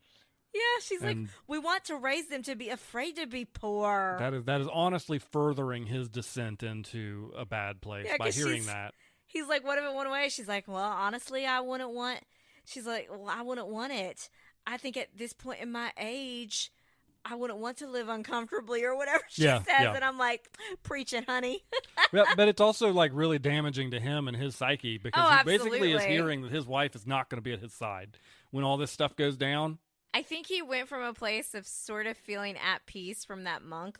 Maybe it would be okay, and this is going to teach Piper that she can, do more to have riches. And then Victoria's like, why would I want to live uncomfortably at my age? Not Piper, Victoria. Yeah. I always think of Victoria because of the whole Piper, no. No. Do you agree with Victoria a little bit, though? Could you go back? And I'll phrase it for you this way. We'll take the money out of it, okay? I'm gonna change it up for you a little bit. Hit me up. Huh? Hit me up. Could you go back to living in a tiny shoebox dorm with a roommate, with communal showers, in that type of life. As fun as dorm life was, could you do that again? Could I don't think I could. Do I want to? Absolutely not. If I had to do it to ensure my survival, yeah, I could do it. I guess I'm thinking of want versus could. Right, you. and I think that in Victoria's mind, both of those are a no. She doesn't want to do it. My girl's without her lorazepam, and though. she could not do it. You have to understand, she's starting to. She doesn't have her lorazepam. I have to go drink myself to sleep now. Well, speaking of other people in this storyline, world's worst security guard of all time. God, yeah. He went into their room and took the gun. He somehow found the gun. So when Timothy tries to go look for it, because now his head's completely messed again, he's not going to find it. And I feel like he can't really get mad about that because he stole it in the first place. I'm telling you right now, I'm going to make a prediction. Because of the shelf that he put it in with all those different boxes, yeah, he's going to have like a freak out. Like all those things are going to, there's going to be a scene where he's just like pulling all those boxes out. Like when I try to find an outfit that I insisted was in a drawer and I can't find it. Because he's going to not remember exactly which one he put it in and start just pulling them all out when it's not there in the one he thought it was in. I could see that. Yeah. I'm kind of that, him finding that gun so quickly and just getting it right back to his thing, and his boss never found out that it was gone, and then he goes to the shooting range and shoots it. I didn't see that coming. I kind of thought once Tim had the gun, that was it. I feel like he kind of found it in the nick of time. Yeah, he did. His storyline's a bore. I really don't like the little security. It's not boring. That's not what I mean. I bet he is a bore as a person. He's a terrible security guard. Like the first worst security guard. He should have been like, "Hey, I need to search you." Instead, and that was the previous episode, and Tim was just like, "No." So, by the way, there are people in the world that don't know the phrase Jesus, Mary, and Joseph. I saw that on TikTok, and I'm like, that must be a thing from Southern, Appalachian, and Southern and down. Because when Saxon's in there trying to make his little shake with his stupid blender, because he's had just the worst night ever, and she's doing that, she's trying to talk to Timothy, and Victoria is like, Jesus, Mary, and Joseph Saxon. Just took me out. Well, there's plenty of people that didn't grow up in the good old Bible Belt. I guess not. Okay, so the moment where Saxon found out what happened, he's talking to the two girls. Chelsea's face was like, basically, I feel like she spoke for all of us. We're like, yeah, we're not judging. He's like, no, that's not what we do. So I have to ask you, because I'm seeing mixed opinions on this. Sure. And the way I fall on it is he's a jerk, but I do feel bad for him in this moment. Do you feel bad for Saxon? I don't think anybody deserves to get assaulted, which I basically feel like happened. Yeah, I mean, there's some sympathy there. I mean, I will say, like, he was the pusher to put him in that situation in the first place, and he was the pusher to be like... He didn't want to take the drugs. He didn't want to take the drugs, you're right. And I don't think he would have done that if he hadn't taken the drugs. Sure, but he pushed them to that situation, and he also was the one talking to his brother about, let's get with these girls and all this stuff. So he didn't mean let's get with each other. I'm not saying he got what he deserved. That's not what I'm saying. I think, obviously he didn't ask for that. He's not completely innocent in that situation either. But I still feel bad at him having this realization, and it could be like, maybe he's thinking, like, did I encourage this somehow? Right, exactly, yeah. I don't know. We'll see how it plays off. Sometimes I feel like the toxic brand of man that Saxon is might double down on it and actually get meaner about it and not be like, what have I done? Yeah. What's going on? And we might have the next second where we're mad at him again. I really hope the whole Lachlan and Piper, because Lachlan's going to stay overnight with Piper at the monastery. And I'm hoping that whole, like, shirtless in the bed with his sister is just since we're all like, about what happened, although they had some creepy vibes too. I think, I just can't. I think Lachlan is confused about a lot of different things, and we're seeing that play out on screen. So speaking of not confused, but telling it like how it is, my girl Lori, I finally figured out one of the blondes' names. It's Kate, Lori, and Jacqueline. It took me how many episodes? 6 instead of the 3 blondes. Lori's done with being fake. Yeah. So Kate tells her that Jacqueline snuck. Is his name Nico? Yeah, I think Every time you know what I think about? No, I don't. Nicolaj. Brooklyn Nine-Nine. Every time they say this guy's name. So Kate, like, spills the beans about that, and Jacqueline, Lori, who, by the way, the power of a white woman being able to overcome a severe hangover. How she was Oh, able to just talk and chat yeah, at I breakfast paused after the that show. night. I paused the show and been like, if I had done half of what they had done the night Yeah. before, I'd still be comatose up in the bed. Like, it makes sense why Kate was down there eating breakfast, because she had didn't have the drinks. She wanted to go to bed the whole time. Jacqueline did look tired and a little hungover, and her boyfriend, husband, whatever, finally checked in with her. And so Kate tells Lori this, and Lori's like, I'm sick of Jacqueline. Fake stuff. She's like, she was pushing pushing Nico on me all week. Then it's just classic Jacqueline. Same crap she's done since 10th grade. And I feel like this dynamic of female friendships reminds you of the people that you were friends with you're younger, you grow and you change from, but then when you get together, you just act exactly like you did in high school.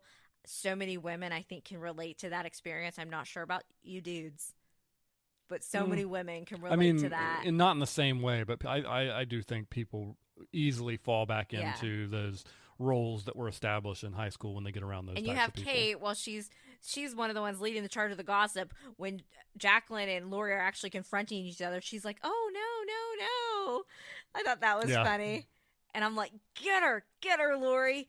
And then Jacqueline's just acting like basically gaslighting her friends, like, "Oh, that didn't happen. You didn't see anything." And then Jacqueline, who's been the queen of gossip too, is like, "Why is everybody gossiping about me?" So these three broads, I'm about had it with them, except for Lori. So, and somebody pointed out too about how each of their like jobs and kind of what they do matches up with them. Like, Lori's the lawyer, so of course she's going to tell you what it is. Jacqueline's the actress, desperate to hang on her youth. Of course she's going to try to have her own spin, her own image story. And then Kate does the whole like charity work and stuff, so she's going to just be like, try to be the nice one, even though they're all talking about each other. Then Belinda's son finally showed up. Finally shows up, catches her in the sack with her masseuse guy, which he seems surprisingly chill about. Yeah, he did. It didn't seem like that was the first time. Not phased, yeah. But now we've got Gary/Greg who ran into Belinda, inviting her up to the party, which is probably next episode. And he's also told Chloe, that's his wife's name, who had the event with both of the brothers on the boat. So he told her to go find Saxon and tell her to invite Saxon and Lachlan to this boat party. But Lachlan's not going to be able to be there because he's going to be with Piper at the Buddhism at the monastery. I don't know why he wants them both there. I think that he has security cameras on the boat and watched the whole thing, and he wants to he knows that they're a rich family and wants to blackmail them and get more money. That's what I think he's there for. I'm... And I think he wants to threaten Belinda. Yeah. I think that's what's happening, but I wonder if he's going to like throw us a loop because he's being really weird about Greg. Or maybe he wants to have some fun with all of them. I don't know. I don't know. I don't know. And then Walton Goggins' character, Rick, and his friend that's, who is this girl I see? that wants to be an Asian woman, Sam Rockwell's character. They get back together and he's like, I need you to pretend to be like this movie producer guy to get into the hotel lady's house. We see him come face to face with a man that allegedly shot his father. My theory is that man is his father. You think? I think so, but who knows? I mean, it's possible. I don't really know where they're going with that. Because I'm pretty sure Rick has said multiple times he was very young, so he probably wouldn't really remember what he looked like. You'd think he'd have a picture. Couldn't you imagine, though, like a parent on their deathbed and being like, your dad was, like, killed because maybe they didn't want to admit that their dad, like, left them? Yeah, that's true. That's possible. But I don't know what Mike White has up his sleeve. It could be totally different than what we're thinking, but just like I trust the Severance team of writers, I trust Mike White to let's make it weird. Oh, it's going to be weird. But not too weird. Of course, we didn't get to see him either, and that, I think, was a pivotal shot. They intentionally kept us from seeing the face of the guy. Like, we heard his voice, but we didn't see his face. So I think that's an important detail that we're gonna get I don't need any brother sister action though next week, y'all. I just don't. Yeah, we could leave that part. We could leave that part out. Oh, it's my turn. In episode 100, oddly enough, our conversations continued in the 100th episode. Well, the episode 100 was our 100th. We have watched a little bit of TV this week. After we got over the loss of Severance and not being able to watch that. I was going to say that too, but you segued first. I was like, oh. We had to wait all weekend, all Sunday, all the way until 9 p.m. Eastern Daylight Time to watch The White Lotus, Season 3, Episode 7. Basically, Sunday is Walton Goggins night, for those of you that don't know. I saw a little bit too much of Walton Goggins this week, though. Not in The White Lotus, though. No, not in The White Lotus. All right, so this episode, a lot happened, but I do feel, and a lot happened and a lot was revealed, but that being said, I felt like it was kind of a little calmer from the ick of the previous episode, if that makes any sense, but still a lot of things going on. So we've got Rick. He's with Sam Rockwell, and they're at the lady's house that owns the hotel so he can meet the man that supposedly killed his father. I'm team that is his father. Oh, yeah, I think that's 100%. going to, yeah, I think that's what we're going to find out. I have been on that side of it the whole time, so Sam Rockwell is he's just brought in for, like, the comedy. We've got this, like, serious, intense conversation with Rick and her husband. Yeah. And then we've got Sam Rockwell pretending to be some like Hollywood director with the woman, and he's like, "Oh, that's like Peter Pan meets Michael Jackson meets Pippin." And then we've got Rick being like, didn't he like mention his mom's name? And the guy did repeat his mom's name and was like, "Oh." Yeah, I think the guy recognized the name. But instead of shooting him, he did the right thing and just casually pushed the old man out of his chair. My question is, are they going to return to the hotel? Because now what's going on? Well, yeah, because Chelsea's still at the hotel. Chelsea's at the hotel, and they own the hotel. Yeah. And the way Rick got to meet this guy is by convincing his wife, the owner of the hotel, that they wanted to put her in a movie. Yeah. So she knows where he's staying. So But he hasn't returned yet because he and Sam Rockwell's character decided to go out and party. Yeah. Well, so basically, I hope that Rick doesn't cheat on Chelsea. Yeah, at this point in the show, so we all know from episode 1, a shootout is going to take place in the hotel. Yeah. And now, because next week's the last episode. Yes. At this point, and we'll talk about the other storylines, here in a second, it is feasible that you could believe that just about everybody wants to shoot somebody. Yeah. Right? Like, so who's it going to be? And I guarantee it's going to be out of left field. I really like. Do you think one of the monkeys is going to though? Like what TikTok says? I've seen a popular theory on that. I don't think they're going to do that. I don't think so either. They did focus a lot on the monkeys in this first episode, but they haven't for a while. I mean, they showed like the monkey statue at the beginning of this one. I did like how this episode, I call it an ADHDer's dream, because it was like one scene clip, yeah. And it wasn't just so focused. And I could see some people being annoyed by that. I liked the pacing, and I liked how they had the fight scenes interspersing between each scene. Well, because everybody was in conflict to a certain extent in this episode. So we have the 3 ladies. We've got Lori that basically just totally called Jacqueline out. Mm-hmm. Then we've got Kate still trying to make nice, so that they're just crumbling. But Lori, I feel like even though what Jacqueline said was mean to Lori, let's just go ahead and get into her storyline now. In a way, there was some truth to it, even though Jacqueline was a little rude about it. She was like, if you keep drawing the short stick in life, do you really have bad luck? And I was like, what a mean thing to say. But then Lori turns around and makes some terrible decisions. At least when Jacqueline hooked up with, by the way, his name's not Nico, it's Valentine. Yeah. I don't know why we called him Nico. Is anybody in the show named Nico? No. Okay. If you're a longtime listener of this show, you'll know we're bad with names. Okay. So when Jacqueline hooked up with Valentine, she did it like at the hotel security. Well, Lori just goes off to this Valentine's friend's apartment, I'm assuming. First, she's accepting beverages from him that he hands to her because she decided to abandon the girls and go to the fight. Yeah. So she just goes to like his apartment, and he clearly has a girlfriend or something. So that's just a bad decision right there. And then we find out, which we already kind of knew this because the world's worst security guard finally formed a thought. Yeah, so he and Mook at the fight also was apparently Mook threw him a bone and they're on a date. Yeah, and the security guard, and they're having their first date, and they go eat, and then they're at the fight. And do you think she likes him? Or do you think maybe she wants somebody with job security? I thought she was never going to go out with him, so that surprised me. I don't know. I still think there's something to her that hasn't been revealed yet. Agreed. So they're at, like you said, they're at the fights. He sees Lori. Yeah. He sees Valentine and his friends, and he recognizes one of the friends as one of the guys who robbed him. Yes. And then he starts to put it together. And that is one of the ones. So I think, just as we thought, I do think Valentine drove up to distract him, and then his buddies came in and did it. I don't think Valentine is some innocent flower whatsoever. So Lori's straight up is trying to escape out the window of this guy's place after they hooked up, and she sees all the jewelry. So we have two people that know. Lori knows, and is his name Gadok? Gadok, yeah. He knows.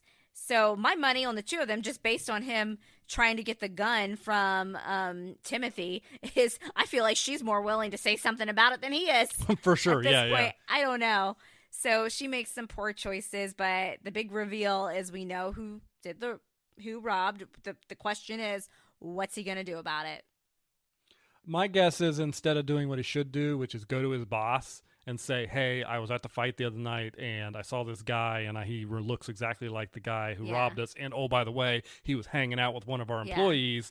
He is going to, because of what's been put into his head this entire season about stepping up and being a man, he's going to try and solve it on his own, and it's going to work out poorly. It's not a great idea. I'm still sus, like you said. I'm still sus about Mook. So let's go over to Timothy and Queen Victoria. Timothy, you were waiting for that scene of him to look for the gun. Yeah. At this point, Timothy feels like he's going to have to off his whole family because he had a conversation with Saxon where Saxon was like, I'm nothing without this job. I need this job. What's going on? So he's like, oh, crap, I'm going to have to kill my wife because I just don't think at this age I'm meant to live an uncomfortable life. So you said that the moment he hid the gun, you were like, I can't wait for the scene where he tries to find it and is going through all the drawers. Did that scene deliver? Yeah, it did. They did exactly. That's exactly what I would have done. Just suddenly this panic of like, wait, is it in what? Maybe I forgot which one I put it in. Yeah. And he just ends up like pulling them all through to try and find it and realize it's not there. I think it's insane how he takes Victoria's pills with no water. He just fully just raw dogs that pill. Yeah, like I can't, if I I've have seen you to do that with ibuprofen. If I have to do it, like if I'm hurting bad and I have no other option, I can, but it's not something I prefer to do. I need like a good amount of liquid get my preference is a nice cold beverage to go along with my pills. Yes, I feel like that's most people. So Victoria, I feel like she's getting a little more sassy without the pills, but still delivering us great lines. Every episode, Parker Posey has amazing lines. So we all know Gary Gregg wants Belinda and all these people to come to this party. So Saxon comes and tells, his parents, we're going to do this party. And she's like, the boat people? But then she goes anyway, and she goes over and talks to one of the pretty girls that was on the boat. And she's like, come to North Carolina with me. She's basically like, we can get you set up with a respectable, nice, rich man. So that was iconic, legendary. And then my favorite scene of her, she's in bed in her little nightgown and she's praying. And Timothy's like, what are you doing? She's like, I'm praying that Piper has a miserable time and that Jesus will get her away from these Buddhists. Just please protect her at all costs because she's hilarious. I think she's safe. I hope so. I sure hope so. So back to the party. Now Belinda, Gary Gregg basically comes up to Belinda and he more or less says like, oh, so you recognize me. Believe me, I wanted a fresh start. I didn't kill my wife, but I'll give you all this money because I know Tanya said that you wanted to start a business. My opinion, that's not him being generous. That's him being shut your mouth money. Oh, for sure. Yeah.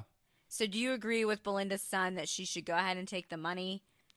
She said she had to sleep on it. I think you got to take it and you got to get it out of there. Whether you take the check from him and don't do anything with it because you feel bad because it's... Like she said, though, she's like, that could make me an accomplice to murder. I would say not. Maybe take the money, leave, then go to the cops and give them the check. What's the guy going to do to you if you refuse to take it is the question. Is it like that's what her son said, is basically like he's going to try and kill you if you don't. Couldn't she just take it, go fly home, and then report everything she knows to the cops and just give them the money? Yeah. I don't know. We'll see. So that party was weird. I'm very confused about Chloe. was revealed to Chelsea and Saxon, saying that Gary Gregg wants to watch. Does he have an Oedipus complex? He wants to watch. Because he said, like, he used to watch his parents when he was younger. What? He likes to watch.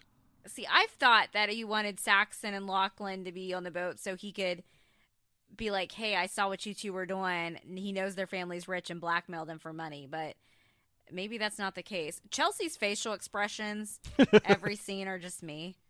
So, like, what? So Chelsea and Saxon, like, go off, and he's like, because she told him, you don't have a soul, you're soulless.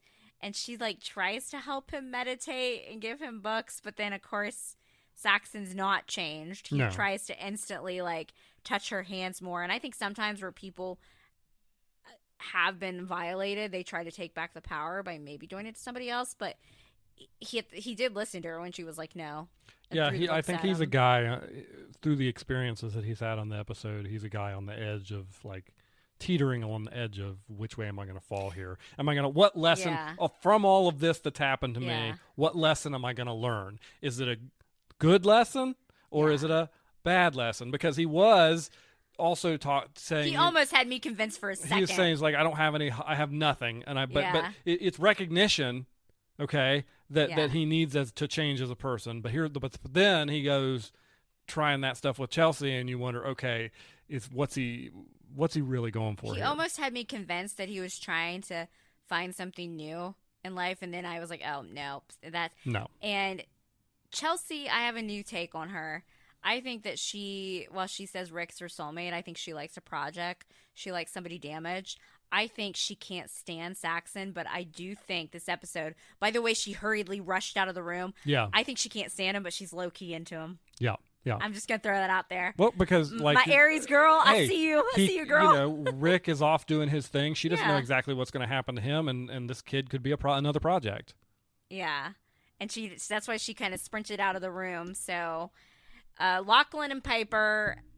Nothing weird. Thank goodness, no more flowers in the attic like activity among siblings. But I think we have it confirmed that Piper just wants to escape from her family because Lachlan mentioned, he was like, maybe I'll stay too. And her reaction to that was not great. I don't even know if it's necessarily an escape for her family as just being, she goes and she just stays at this monastery for a year, and now she's got that thing that that interesting thing about her to feel special about. But if he comes and does it too, then it's not special anymore. Because I'm getting the impression that he is the really smart one of the three siblings. Yeah. The way they've behaved. I feel that way too, yeah. So I don't know. Her whole vibe was off. And then Daniel's like, oh, do they get their own rooms? I could probably stay somewhere like this. And I just turn and I say, you want to stay in some dirty monastery with a bunch of kids with no purpose? It's unclear to me if everybody gets their own room or if they're just in rooms because they're visiting, but they're not actually staying the full time. Because I imagined they were going to be in this like hostel. Piper, no! Like this hostel room with just a bunch of bunk beds and everybody was laying in there. No, I just don't think I'm meant to live in a comfortable life. So they built a bunch of tension with this episode. It was a slower paced episode, but they built tension to the next episode where we find out who's shooting who's and dead. Have you seen the preview for it? No, I haven't seen it yet. The preview has the infamous blender again and the mentioning of poisonous fruit. And I'm like, is Timothy going to prep some Killjoy smoothies for his whole family? Like at this point, like my poor Timothy. And you had some really good observations about Timothy that you shared with me earlier today. Do you remember what you said? Yeah, well, about what he's going through. His every single person in his family. Maybe Piper hasn't so much. The two younger ones haven't, but his wife and his oldest son, they very much made it a point to have conversations with him. Say your value is your job. Yeah. Your value is the money that you're bringing into this family. With Tim, of course, knowing that when he gets back to America, things are going to be bad. There's going to be an investigation. He screwed up. He screwed up, but he's only looking he's only looking at a couple months in jail with a plea deal, and it's like that's honestly getting off pretty good. Yeah, but because of the implications of that, he won't be able to work in the job that he has anymore. He won't be bringing the income anymore. And the things that his wife has said about not being able to not live a comfortable life, and his son saying, my job is all that I am, and by the way, the only reason I have my job is because of you. So if you aren't capable, you know what I mean? Like Yeah. it's all gone. And so it's commentary on him as a man feeling like there's a lot of pressure on men in this society to be, to bring in, to be a value. And the only way that a lot of people, or a lot of either perceive it or we perceive it upon ourselves, is the way we bring value is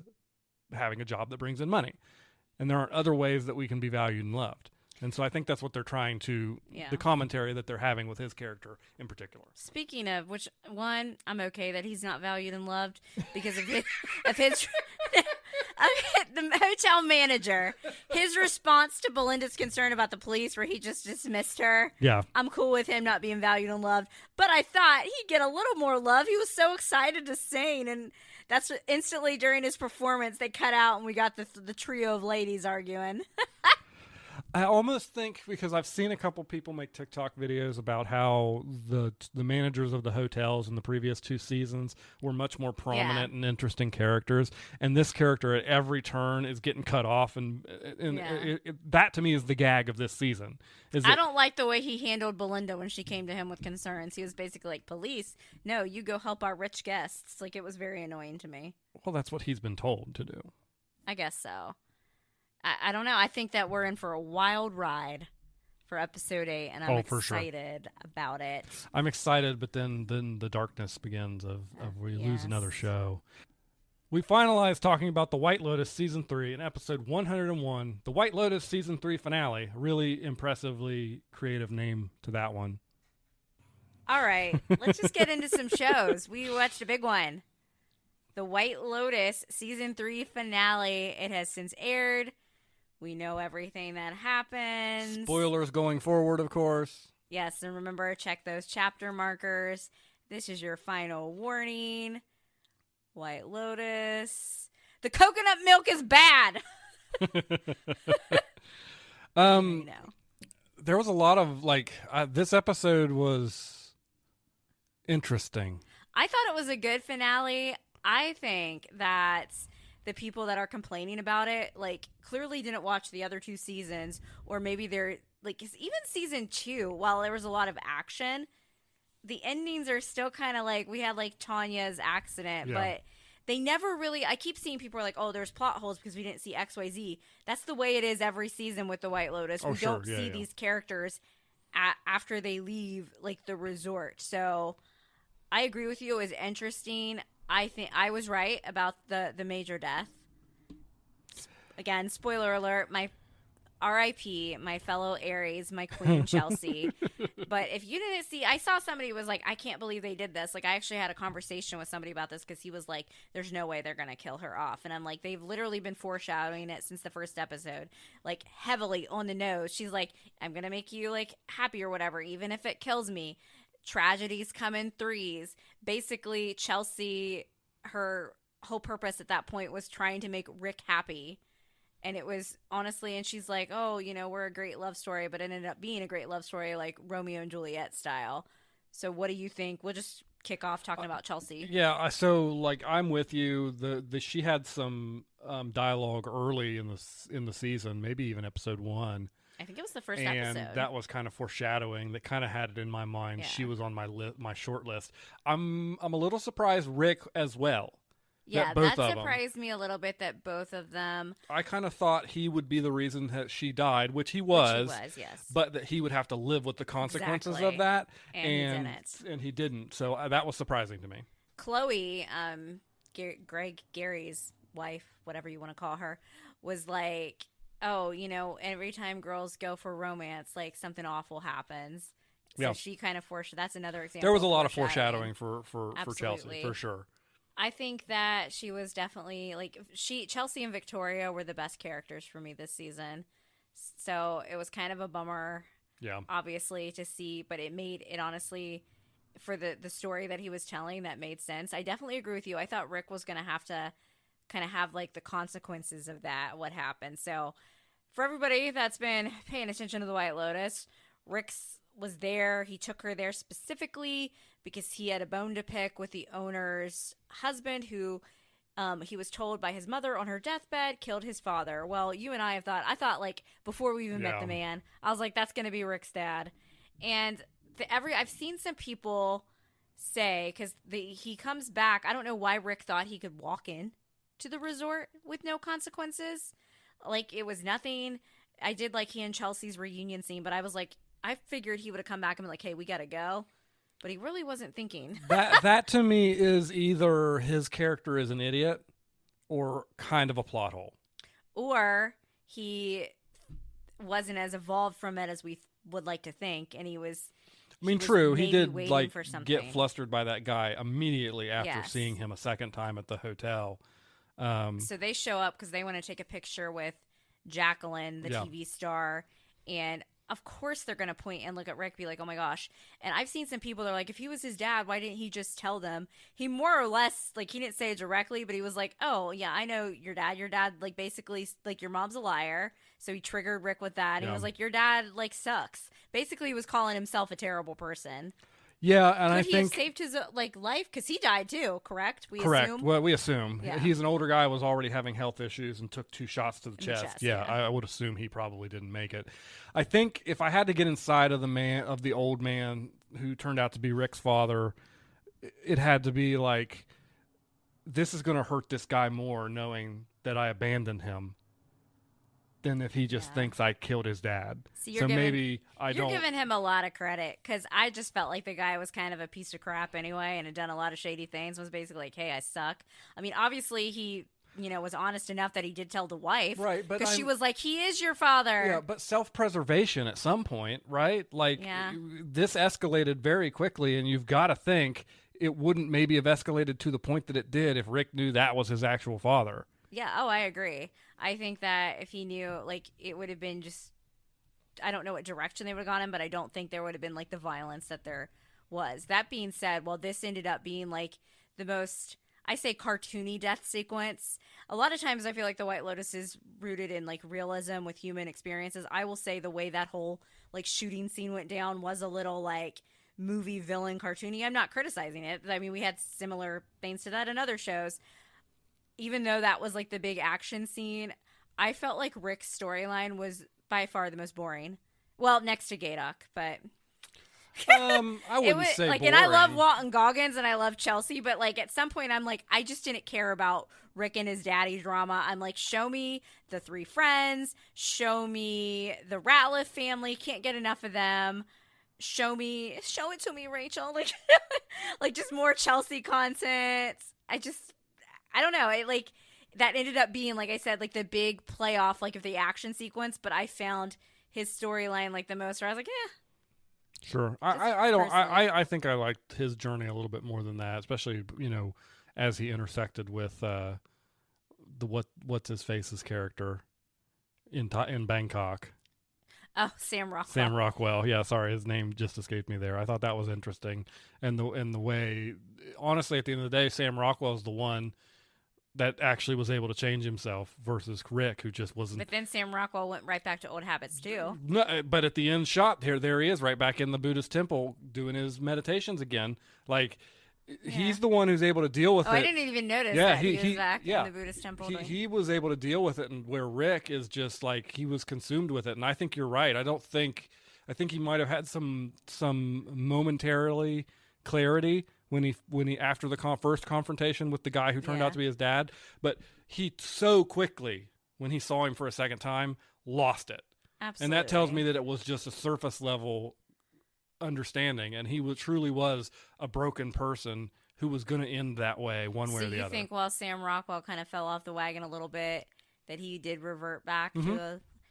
Can we give it up for his little, when he's trying to chase Rick down in the hallway? I don't know. This had to be improvised, right? He does this, like, little roll, like, on the floor, and everyone's like, the White Lotus isn't funny. I'm like, stuff like that is funny. Yeah. So... tragic ending for our Chelsea and Rick. And the bodies, the body that we found in the water at the beginning of the season, that was one of the security guards. Yep. So we had the 2 security guards that were shot. In that kerfluffle, that's how our poor Chelsea gets shot. And it was so sad. At least she got her donut before she got shot. She was like, will you get me a donut? So then Rick runs over and gets her the donut while he's running off. And I love how she's running after him and she still took a bite of it. It just is interesting to me that, I don't know, it felt kind of like her character for me didn't get quite as much of the ending that, even though she died, I felt like she didn't get quite as much of the ending as maybe I would have liked to have her. She just kind of suddenly she's there laying on the ground. But that's what happens when you take your life and you put it in the hands of another person. She was basically letting Rick dictate her decisions, her choices. So I think that was almost like symbolism. Yeah, but at the same time, she does have a lasting effect on somebody from the show, on another character, and then we get over to the Ratliff family. Yes. Which we kind of started talking about that at the beginning of the show, but then got off to Rick. But to me, that moment of the pina coladas was the most like rah of the entire, like once we got to the end of the episode and Rick was sitting there looking at who he found out to be his dad, I knew what was going to happen. Yeah. He was going to go take his gun. He was going to shoot him, get in a shootout. Yeah. People were going to die, right? I knew that was going to be happening. But honestly, so the dad has finally decided, after talking to every family member in the Ratliff family, that he's just going to kill all of them except for one. Because one of them gave him the answer that he wanted. Well, basically, you're getting way ahead of yourself. I know. There's so much to unpack with this. Let's rewind. Okay, so back to Saxon and Chelsea. We'll go ahead and talk about them since they're connected. I feel like Saxon ended up being the character that honestly surprised me the most. Do I think he still has crappy ways? Yeah, but do I think that he wants to try to have more purpose in life? I think it was clear he does by the end of that episode. I think the event between him and his brother, his interactions with Chelsea, I think it actually made him do a little soul searching. No one's perfect. He's still gonna, I'm sure, behave in certain ways. He ended up honestly being like the most normal, like of all the siblings at the end, which is crazy to me. But a lot of people are like, oh, was he in love with Chelsea? I don't think so. I think at first she was like his white whale because she was rejecting him, turning him down. It made him more interested. But then I think he actually, like, she called him out for better or worse. Correct. You're soulless. And I think that like got to him a little bit. And then I watched an interview with Amy, is there Amy Lou Wood, the girl that plays Chelsea? And she was like, oh, that, she still wants to be with Rick. She doesn't like Saxon in that way, but the reason why, when she was helping him in the previous episode and she kind of pulled back, was that Saxon was actually starting to see who she was, and she wasn't used to that. And I think it's clear that even after he sees Chelsea reunite with Rick, that he continues to read the books, that we do have some character growth there.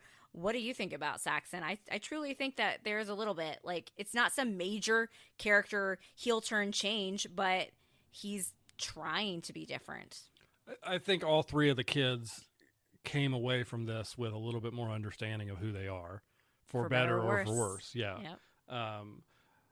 So do you buy it that Saxon is wanting to have a better buy that purpose? He has going to give it a shot. Now, is it going to stick? Who knows? Yeah. But I think what he's going to find out when they get back to North Carolina and the fallout of what's going on with his dad and the company is going to it's either going to push him to become worse version of himself, or it's going to push him towards where Chelsea kind of tried to position him. Yeah. Because he said, I'm nothing without this job, and I'm nothing without you. And she called him soulless. Those two things have really like struck in me as the counterpoints to who he is going to be in the future. Is he going to continue to be that soulless person, or is he going to try and make something of himself? And we're never going to get to see it. The beauty is we're never going to see it. And that's the beauty of it. Write your own ending. So that brings us to Saxon and Lachlan. Now, I've always said, and my therapist says that too, that I am an extreme people pleaser. I'm not that big of a people pleaser. Lachlan took people pleasing to the boss level. Do you buy it that I do think he has people pleasing tendencies, but are you buying that was the reason why he chose to do the things he did with the service of his brother in that moment, that drunken, pilled up evening on the boat? I buy that is how he's reconciled it in his mind. That's a good answer. I think that there is still a lot that Lachlan needs to figure out. One of the things that I felt like Lachlan and Saxon's interaction, Saxon was basically like, no, I'm not going to make you a protein shake. He's like, I know you worship me, but you shouldn't worship me. Be your own man. And I felt like Lachlan is just tried to be somebody for all of his siblings and his parents, because I do think he is a people pleaser, but I think there's some deeper seated stuff that's going on, which we'll never know. Yeah. I think that conversation they had there about the incident is, knowing how guys operate, is the last time they'll ever speak of it. It's gone. Have you seen now all the TikToks with Lachlan and the "Baby, I'm a giver"? Yeah, you sent me a couple of those. That was pretty good. So that brings us. We'll circle back to Lachlan and Tim in a minute because that's going to round us back. Yeah. So that brings us to Lachlan and Piper. No, so they stayed in the dirty monastery with the kids with no purpose. Buddhism. So we had the whole thing where Lachlan's like, maybe I'm going to stay too, and you could see that Piper sort of made a face. I thought it was because Piper realized, like, I'm no longer special. And I think that was part of it. Like, that when she heard Lachlan say that. But I also think that, and you weren't sure at first, but I think they kind of confirmed that Piper was trying so hard to be special, to break away from her family. But I think she did get the ick. Yeah, no, I think when she started her monologue about saying the reasons why she's deciding not to go to the monastery, I wasn't entirely sure. I wasn't entirely sure she was being sincere, and it wasn't just she was decided that because Lachlan was into it, suddenly she wasn't into it. But by the end of that monologue, when she got emotional about it, I was pretty clear that was genuinely her having the realization. A realization that, and I do think genuinely having a realization that she needs that luxury stuff that she's used to, and she kind of hates herself for it. Yeah. But at the same time, she's also recognizes I can't do without this stuff, even if it makes me sick. That I can't do without this stuff. I feel like Lachlan was only going to stay, not just the people pleasing thing, but because of everything that had happened. It was an avoidance kind of thing going on with him. Like, almost maybe he might have actually benefited from being at a place like that. Very possible. We'll never know. I have to say that one of the things that I like in shows is when costuming, outfit, wardrobe is important. And that was absolutely reflected in Piper accepting, like, I hate that I'm just like this princess. And I'm like, you know what, girl, I am a princess, so hair flip. And what did Victoria say? It would be offensive for us not to spend the money. To enjoy it. In that moment, you see Timothy's face making like, oh gosh, I'm going to have to kill my daughter now too. Add her to the kill list. Anyway, back to the costuming. If you notice at the start of the season, Piper was always in very flowy white, yellow, pastel type of colors and clothing, like very kind of just, nothing flashy, still nice clothes, but not very simple. After that, she has a dark blue 2-piece outfit on. You see her shopping to get jewelry with Victoria. And then the next morning, she has a maroon dress on, I think with like pink shoes. And then on the boat ride home, a very loud, like kind of orange floral print type of outfit. And that was 100% an intentional clothing choice for Piper. I truly believe that. So it's little details like that that make me like shows like this. I know like certain stuff that you search for with cinematography from like a camera thing. I look to that and like clothing. I'm always looking at like the stylist, what the wardrobe people do. And I really, really appreciated that. And I also, can I just say too, that moment when Piper's like crying and Victoria's like giving Timothy the thumbs up, that took me out. It was so good. So that brings us to Timothy realizing like, oh my gosh. So Timothy has one more conversation with our people pleaser Lachlan. And he's like, could you live without, all the, finer things in life? Could you live with nothing? And Lachlan's like, yeah. Do you think Lachlan said yes because he thought that's what his dad wanted to hear, or do you really think Lachlan was serious? I think he was serious because how would Lachlan know what answer Tim was looking for? That's true. in that moment, because That's he hasn't necessarily. Remember, we've been seeing everything Yeah. Tim's going through, and we've seen these conversations None from of the his family is good at vibe checking their daddy. from his perspective, but we haven't necessarily, unless they never showed us Lachlan specifically like listening in on these conversations he's been having with the other family members. So I do believe that he was like he wasn't really putting much thought to it. It was kind of like an offhanded, like, yeah, I probably could. See, I feel like he kind of, I can see that point of view, but I also think there was part of it that he did, like, even though he didn't know what his dad was going through, why is his dad asking him this question? So I think he was like, yeah, sure. Like, I think as a people pleaser, not to that level, but as a people pleaser myself, I could see myself being like, yeah, even though I know that I would be like Piper and food's not even organic. If you're taking it from a morality standpoint, the answer to the question is yes. You should, if you want to be a good and pious person, you should be able to answer yes to that question. So maybe that's people pleasing from even a societal standpoint. Yeah. So Lachlan's safe from Timothy's, Tim decides group kill list. He's going to make pina coladas for the family. He's going to put the poison fruit nuts into it. Which that finally came back into play. We all knew it would. They mentioned that don't eat this fruit, it's poisonous. We've had the blender with Saxon making his drinks. I think that was something collectively from all the wild theories out there. The one thing everyone agreed on, this is going to come into play. So of all the tension in all the season, the scene where he's handing them out to everybody is the most tension, and it even gets worse when they actually start drinking it. But hey, when they were doing their toast, Victoria finally realized what country she was in. To Thailand. Yeah. And so what? It was intense. I was sweating. It's unclear to me how much you have to drink to get sick, because as far as we can tell, no one got sick. Except with the amount that they got, except for Lachlan. So Lachlan didn't get a pina colada. Tim was like, "You're not 21 yet. Go get a Coke." And I like the way he said it in the Southern voice. Go get a Coke, because bravo again for their North Carolina accents. Love it. I agree with you. It was way more. We knew what was going to happen with Rick and the shooting. We knew that. Obviously, any scene that Gary Gregg is in is going to be tense.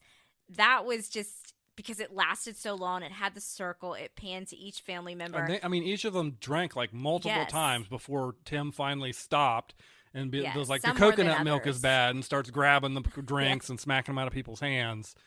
Well, it was one of those things where I do feel like people kind of like fact checked the show a little bit and like, oh, you would have gotten way sicker. But again, I'm just going to say it's a show, it's TV. If you notice, I feel like Victoria drank the most. She kind of made a face. Then she started to throw it back. Mm-hmm.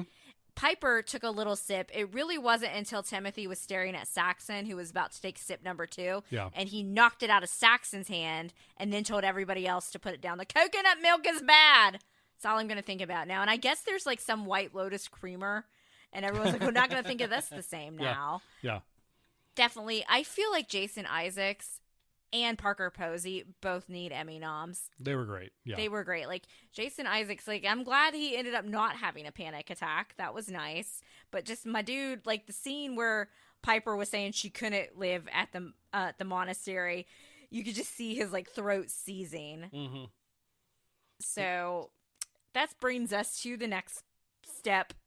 We have the coconut milk is bad. We're not going to drink the stuff. But he leaves the blender not fully cleaned out on the counter. Now, I have seen some people that are like, why would Timothy not wash it out? Guys, they're rich. I doubt the man has ever washed a dish a day in his life. So at that point, you and I know. We're like, Lachlan's going to be drinking out of that blender. Cue the next morning, and old Lockie, he's like, I'm going to make my protein shake or whatever. By the way, and he chooses not to wash out the blender before. Now, I want to address this front and forward as someone who was at one point a teenage boy, and anybody out there who is a parent of teenage boys, because I've seen people on the internet go, why would he not rinse so many people why so would he mad not about rinse that. the blender out before he uses it? And again, I just want to say the reason is teenage boy. There's no, you don't need an explanation. Gross. If you've been around him, you know why he wouldn't do it. And there's other reasons you could say, too, besides that. I think that's the main one, is that maybe he thought Saxon had already used it and was just not going to wash it out. But I think the main thing is, like you said, teenage boy. I mean, didn't you at one point have a coffee mug that you would only wash like once a week as a grown man? Once a week? I'm Trapper, no. So he makes himself a little protein shake, has a couple drinks of it out by the pool. And then gets sick. Gets real sick. Puke. Sees God. We thought he was. I'm glad that they didn't kill him off, but I thought he was gone. Like, I was like, oh crap.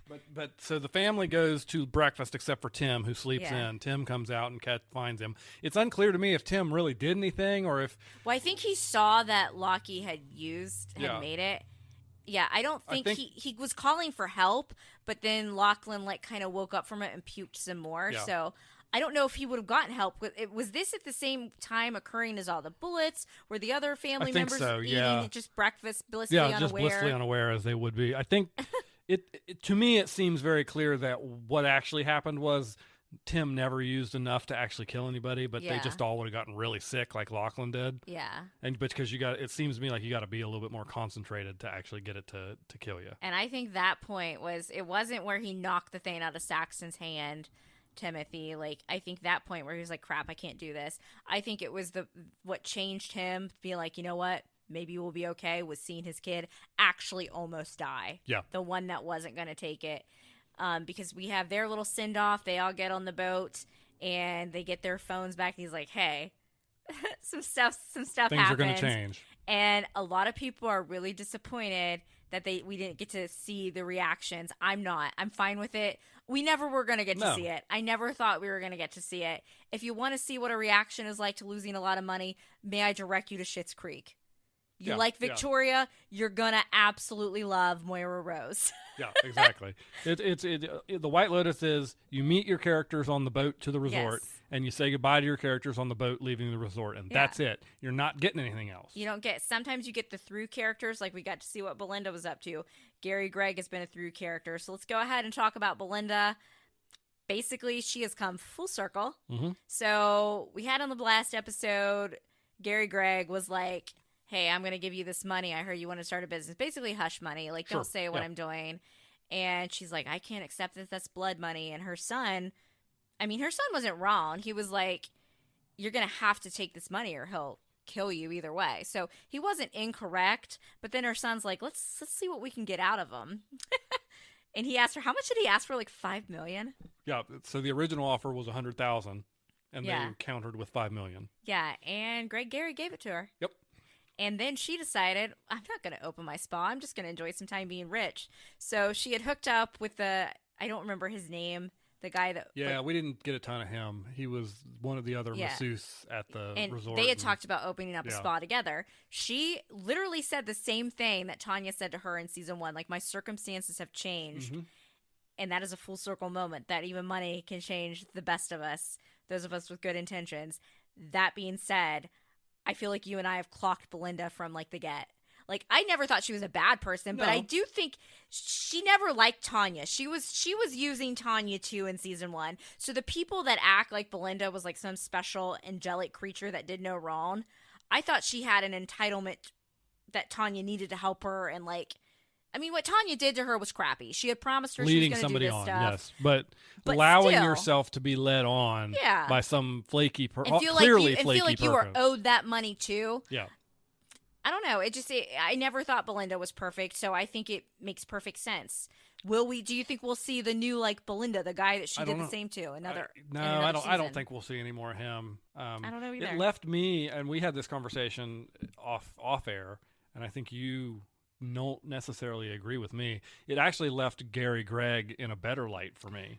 I have seen some people say that and agree with you online. Because he could have, first of all, just killed her straight up. Yeah. Without even offering hush money. The murderer didn't kill somebody. Yay! 10 points for Gryffindor. And when they came back and put it in his face, hey, instead of $100,000, give us $5 million. He could have just killed them. He had them in his house. It seems to me like his intent was never to kill anybody. He just wants to live the life that he has. I think he is still a bad, slimy person. I'm not saying he's not.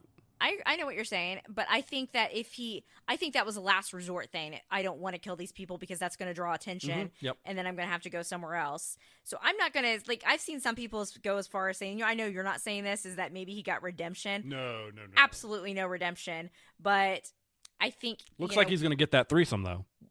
Yeah. Will we see him again in the future? I don't know. He seems to be the one through character. And I've seen some other people that say that they were so disappointed that he didn't play a major role in like the events that went down. He was never going to. He was just there as he's never played a point. major role in any of the seasons. He's necessarily, always just been there on the sidelines. Yeah, being creepy. So how much you want to bet I can throw a football over the mountains? Coach would have put me in the fourth quarter. We would have been state champs. No doubt in my mind. No doubt in my mind. So that brings us then. Let's go to the females, the trio. That ended exactly the way I thought it was going to. That they were just going to end up friends. There wasn't going to be some big epiphany. Life goes on. And can I say, Mike White absolutely nailed female friendship dynamics. They all talk crap on each other. They all have their flaws. They've all done crappy things. But at the end of the day, I do truly believe that there is love there. You can love people and still have toxic dynamics. And I think that Carrie Coon, another wonderful actress, I felt like she knocked it out of the park as Lori. Lori's they were all saying like what they liked about the trip.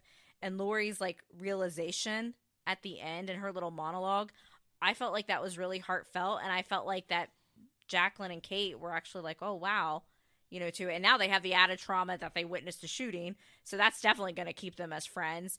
I mean, did you think, I never thought the friendship, I thought their story was going to end exactly how it did. They were going to move on. How did you think that was going to pan out? that went very, very much like I thought at the beginning, and it played out at the end that this was going to be a situation of these friends, they're all fake with each other. They're going to come in. But they still like each other. Yeah, they're going to go through some crap. They're going to get mad at each other, and then before they leave, they're going to make up, whether it's real or false. And I think this was a little bit more of a genuine makeup. And I think that their relationship going forward is going to be a little bit more genuine than when we found them. I do think there was growth that took place. Yeah, they're still going to talk about each other, but they're still going to talk shit on each other, and that's just how it goes. You said a bad word. I'll put me in jail. Well, I do like how everyone's like, not Carrie Coon. Lori told Jacqueline that her face was pretty, and Jacqueline just lit up. Now I gotta say, I'm gonna address this because I've taken some crap. Some other people in line have taken some crap. What Jacqueline did was a crappy friendship thing, trying to have the power, wanting to be like the hot one. It's just the whole dynamics of it. I didn't say that she's a great person. When I said I kind of agreed with what she was saying about Lori, I stand by that. That was the previous episode. She was like, at some point, you gotta look when you're you're the victim of your own decision making. And I felt like that was illustrated, like that Lori, while we love her as a character, she made horrible decisions in that episode. She went off with those guys. Yeah. She accepted drinks from them, not knowing where they came from. And she went to his apartment. Like, she could have, and I think Lori kind of realized, like, oh crap, I am the victim of my bad decisions. So I would like to say that, like, everyone back off that. Just, there you go. And that brings us to the other point. The robbery ended up being a big fat nothing burger for the most part. Yep. It was never about the robbery, y'all. It was never about it. If anything, all the robbery was to serve the character of Gatok. Is that his name, Gatok? Are we saying it right? Yeah, I think so. If not, apologies. And his growth. Yeah, the I little say growth devil in and air angel quotes, on the shoulder. Yeah. Everyone's like, what was the point of Mook? The point of Mook was to, again, she was kind of like almost the devil in a way. Maybe she thinks she's doing good, but like she basically told him like, I'm not interested if you're not ambitious or something. Yeah. Do you think she genuinely likes him or likes the security that he could provide her in a better job?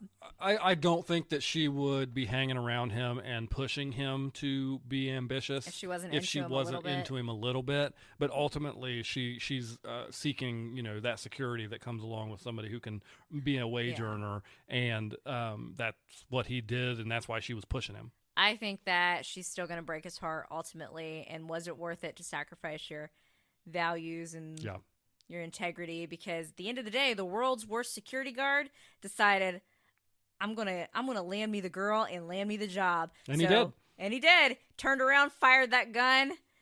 Shot Rick, and he gets to be the security guard for the owner of the hotel. We see him with his shades.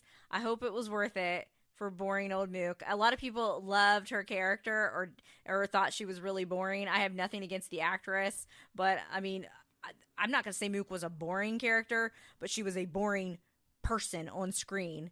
Like, she was just there to serve his storyline. Yeah. And I think, like, you and I had this conversation. I feel like it was intentional to put that actress in there because she is very famous in other countries, and that was to get some eyes on the show. But her character was never meant to be anything more than a boring plot for him, the world's worst security guard. I would be interested if, like, we ever get to the White Lotus season 8 or 9 or something like that, and they pop in at going to as now the new owners of the White Lotus because they've somehow weaseled their way into that whole thing. That would be pretty funny. I don't know. It's just fine. Was it worth it for him to do? Because he was even like, I'm just such a passive person. We'll have to see. We'll have to see. If we probably never will see. Choose your own adventure. Mm-hmm. Am I leaving anything out? Oh, Fabian. In the past 2 seasons, the hotel managers have had much more of a role. He didn't. Now, hardly anyone wanted to hear him saying, did he get shot or did he just fall into the water? I think he just fell in the water. When all that went down. Yeah, I just think he fell in the water. I don't know why everybody expects each season to be the same formula. Like, I know, I'm glad it's not. It shouldn't be that way. And, if there wasn't a role for the manager of the hotel, a major role this season, then there wasn't a role for him. So I don't have a problem with that either way. There were plenty of interesting characters this season to watch go through their journeys, and I didn't need the manager specifically. I've seen some people that are like, oh, why didn't the cops show up? What was going on? I was like, we were never going to see all the after effects of that. No. Like, would I have liked to have seen Saxon's reaction to everything? Yeah, but hey, listen, for all we know, he never finds out what happens to Chelsea because they're going to keep that stuff under lock and key anyways, and names aren't going to get thrown about in that manner, especially, in that country where the police are going to come in. They're not going to speak the same language. So even if they knew something went down and saw cops, they're not necessarily going to know anything that happened. One of the best images that I saw of the closing was the kids before the show and after the show. We had Piper with the headphones on. We had Saxon with the sunglasses, and then we kind of had Lachlan. You see Piper, no shades. And then we've got Lachlan with the sunglasses on, kind of like almost like, you know, speak no evil, see no evil. And then we've got Saxon with the book. Yep. And it's almost like a role reversal, if you will, for some of them. And then did you read about the scene that was cut about Piper and I think I've read Belinda's about son? 3 scenes that have been cut at this point. So. I guess like Piper and Belinda's son did hook up, but they cut the scene entirely, like, because she decided after she had the epiphany about who she was that maybe Saxon was right and she should like lose her virginity. I think unless we had another episode, it was a smart choice creatively to cut that scene. That would have been just too much. The finale episode was already way longer than all the other episodes anyways. So yeah, I think that was probably a good cut to make there. Anyhow, I liked the finale. I thought it was great. Very well done. Was it predictable in places? Sure. But for everybody that expected all these insane things to happen, I feel like you just not like go back and watch the other seasons, I guess. Yeah. How would you rank the seasons? I was about to ask you the same question. Rank them. I'm still going to go with, this is a very unpopular opinion, but there's something about just the creativity, and I like storytelling. I didn't find it boring. I like the slow burn. Season 1 for me still ranks as top. I'm going to throw I'm going to put season 3 in my 2 slot, and then I did not dislike season 2, but it's the weakest of the 3 seasons. So I go 1, 3, 2. That's my order as well. Yeah. All right. So thank you all for tuning into this Supercut, and we will be back with you with a stacked July for TV shows. Yes.